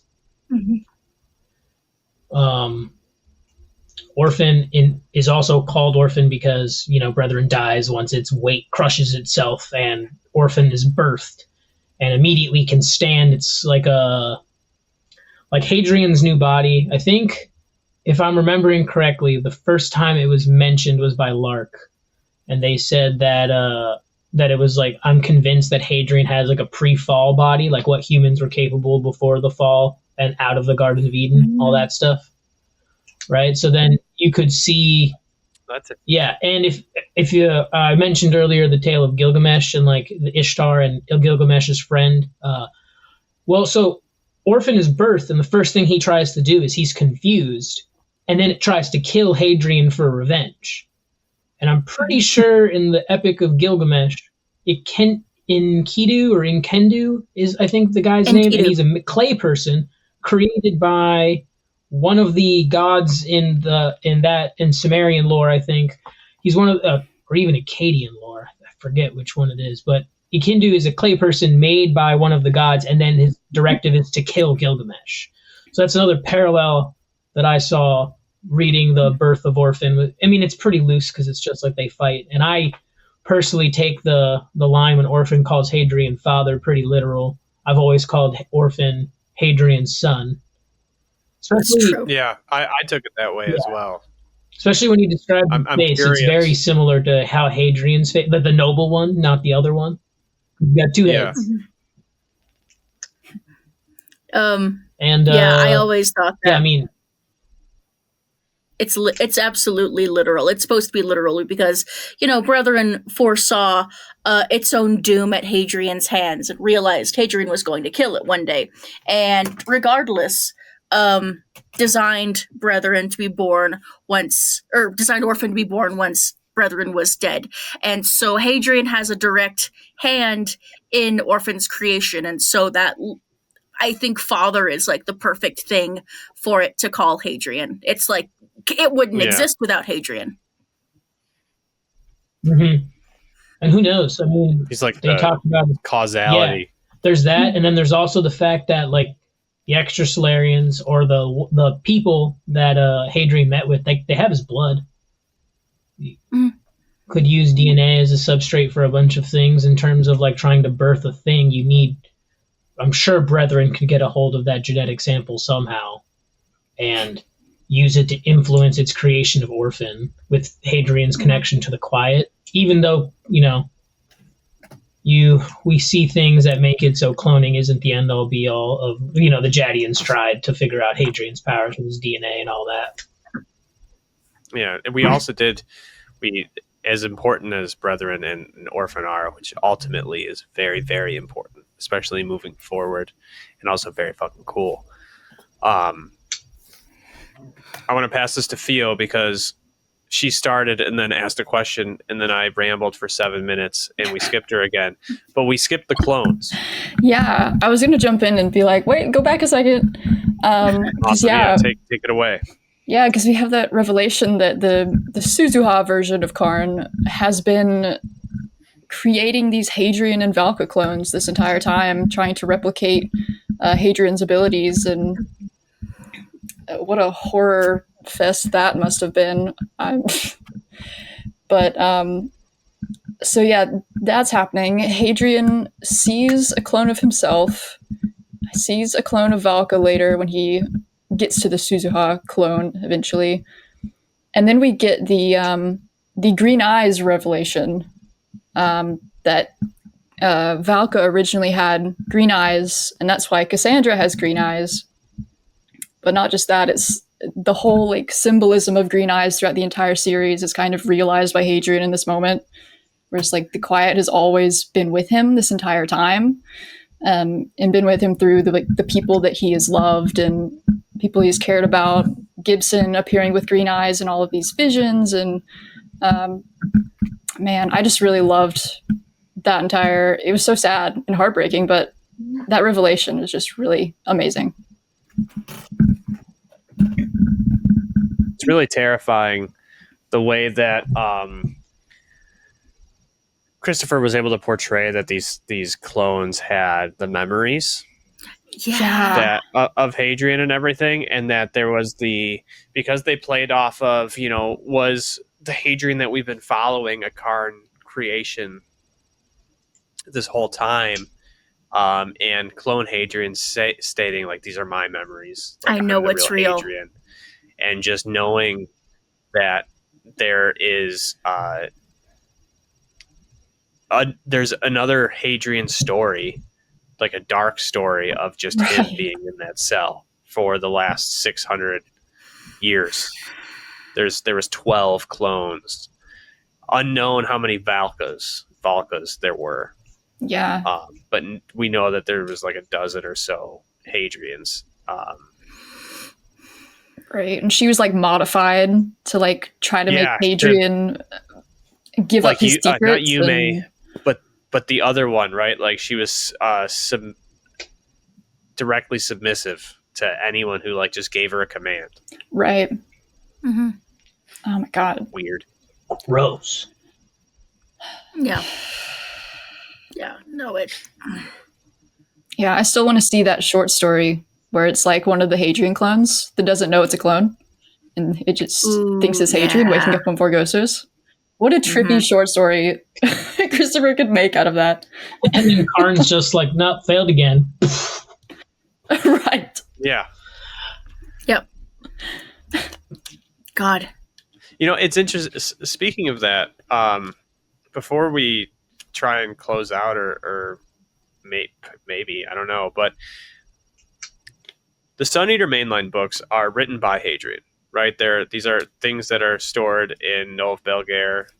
No, on Colchis, not Nov Belgair. Those are different, right? No, Nov Belgair is the name of Nov the... The library is Nov Belgair. Colchis is the planet it's located on. Yes. Okay. So Hadrian wrote these, and that's how we're getting these stories, because Hadrian wrote these stories. But then, like, the Lesser Devil, the Tales stuff, which I haven't read, so you'll have to let me know. But Dregs, these are just, like, told to us from their perspective as they live it, right? Mm-hmm. Excuse me, because when you think about the way that when you think about the way that we're receiving the information, as far as reliable narrator, and the fact that Christopher decided to, like, really commit to the bit of first person Hadrian's writing it, and then, like, if we just use Dregs as an example, did Lorien write that, like, in a journal? Or were we just, like, living it with him during that time, right? Like, if we were to get a short story of a Hadrian clone, is that because Hadrian's always writing and drawing? So, like, he writes it down? Or are we just, like, living it behind his eyes? Because if you're living it, it's happening the way it's being told to us. But if they're writing it, it brings across that unreliable narrator aspect. So just from, like, an outside school teacher literary standpoint, like, I think that that's very interesting, the way that the supplemental works in Sun Eater aren't written by Hadrian. And, like, are they taking place while we're reading them, or are they, like, a written work in the same way? Are they actual accounts? Because nothing is ever actually explicitly stated that it was written. Yeah. That's interesting to think about. I mean, yeah, the book finishes with Orphan. Mm-hmm. Yeah. Just something right now with saying the clone thing, right? It's like, well, would that be the truest Hadrian account if we did get a Hadrian's short story? Like, if it's not written, if we're actually one-to-one behind his eyes at that time, like, those are, like, unfiltered thoughts. That would be interesting, right? Because Hadrian chose to not tell us about some of the duels he got into over Valka.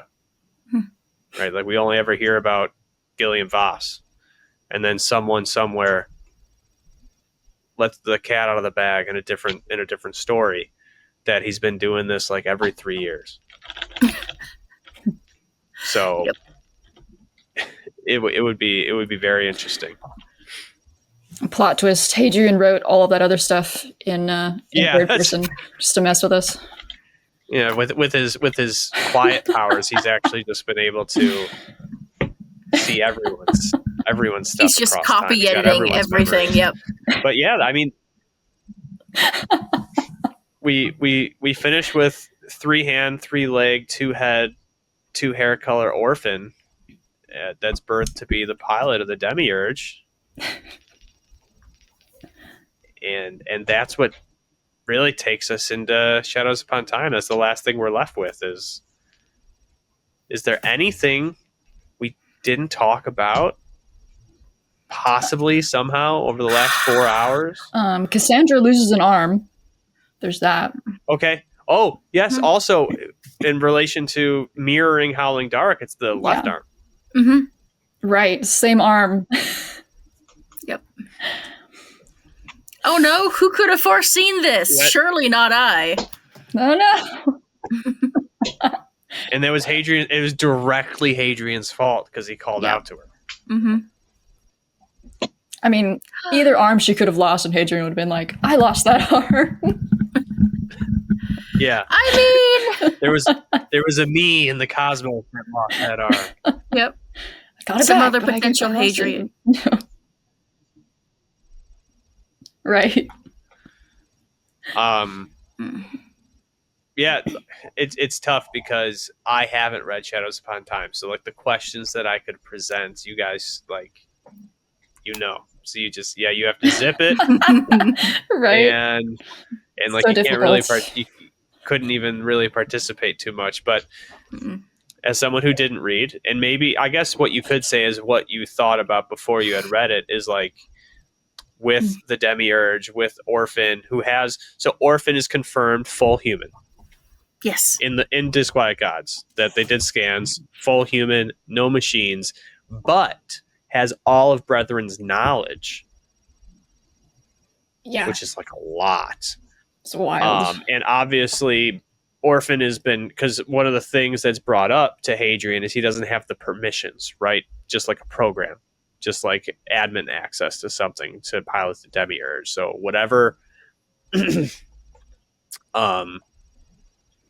Brethren did to make Orphan has permissions to pilot the Demiurge.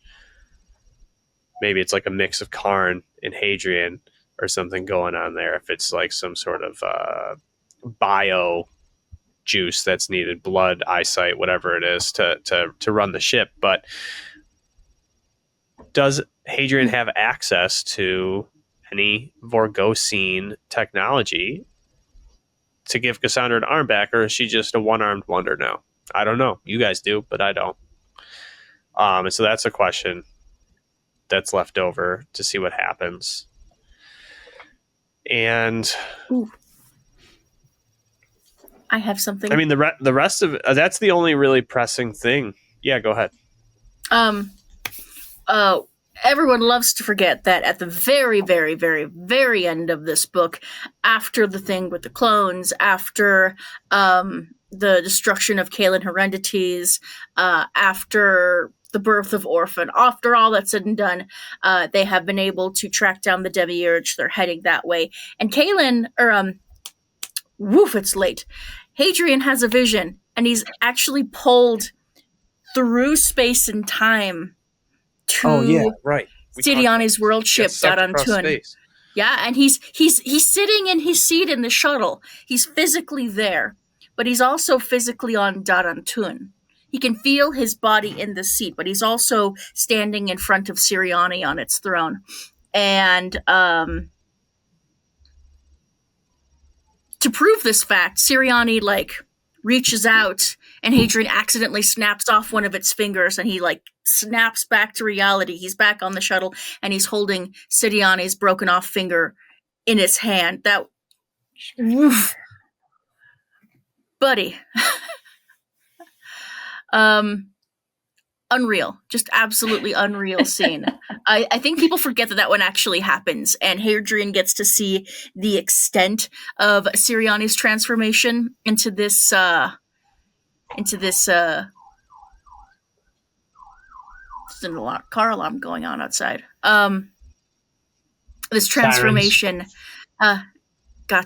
transformation into a Watcher, and then he realizes that Siriani's not alone. Ushara did in fact make it to Darantun, and so he realizes the weight of the situation. He goes, okay, she wasn't just floating around in space. She actually made a beeline to Miudinar and Siriani, and that's kind of where we left off at the end of Disquiet Gods, and so that really sets up the direness of Hadrian's situation for Shadows Upon Time. So that's extremely important stuff.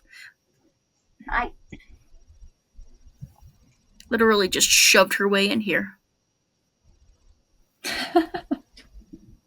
Yeah, so becoming a Watcher is deteriorating his body, huh? Oh yeah, it's not great. He's rough. He is the cocoon, or they are the cocoon. Mm-hmm. Chrysalis. That out comes Minwa, whatever his name is. Butterfly. Minwa. Miudinar. Midi. What? Miudinar. I'm calling him Mitty. I Okay. can't say that. Rap name Mitty the Watcher. Mitty the Watcher, the Dreamer. Mitty the Dreamer. Mitty the Dreamer. So yeah, I love it. I think with that, guys, you know, in 7 days, we're all going to be in the same city. This is surreal, Right. man. Can't buy This is- tickets anymore to the gala. Nope. But so I can't advertise it, but it's going to be fantastic. Joe, what day are you getting in? Please check out. What Go day are ahead. you getting in? I'm getting in Friday. My flight lands at 4:15. Okay. I'm getting in on Thursday, mid Thursday ish. Yeah, I get her in that Thursday also. Yeah, I get Pheo, there what about you? Friday. So we're all going to be With there that, for the big guys, event. all I have to advertise really is No, go ahead. all I really have to advertise is the Night Captains podcast that I mentioned at the beginning, top of the 4 hour. For all the Sun Eater content you're going to want, Orion and Doom doing that. Episode 1 is already out. Episode 2 coming soon. That's on YouTube and Spotify. If you want to become a part of this awesome community, join the Red Company Discord. I'll have links to the Spotify, to the YouTube, and to the Discord down below. Unfortunately, no more tickets for the gala. The last sale date was October 31st. And I'm looking forward to it. I'm looking forward to Shadows Upon Time. If you've been with us on this journey, I'm sure you are too. We hope to get together after a couple months, maybe after Shadows Upon Time has been out, and do like a full series recap. We're all going to have to take days off work Yeah. because it's going to go for Seriously. 16 hours. Mhm. But it's going to be a great time, and I'm really looking forward to it. So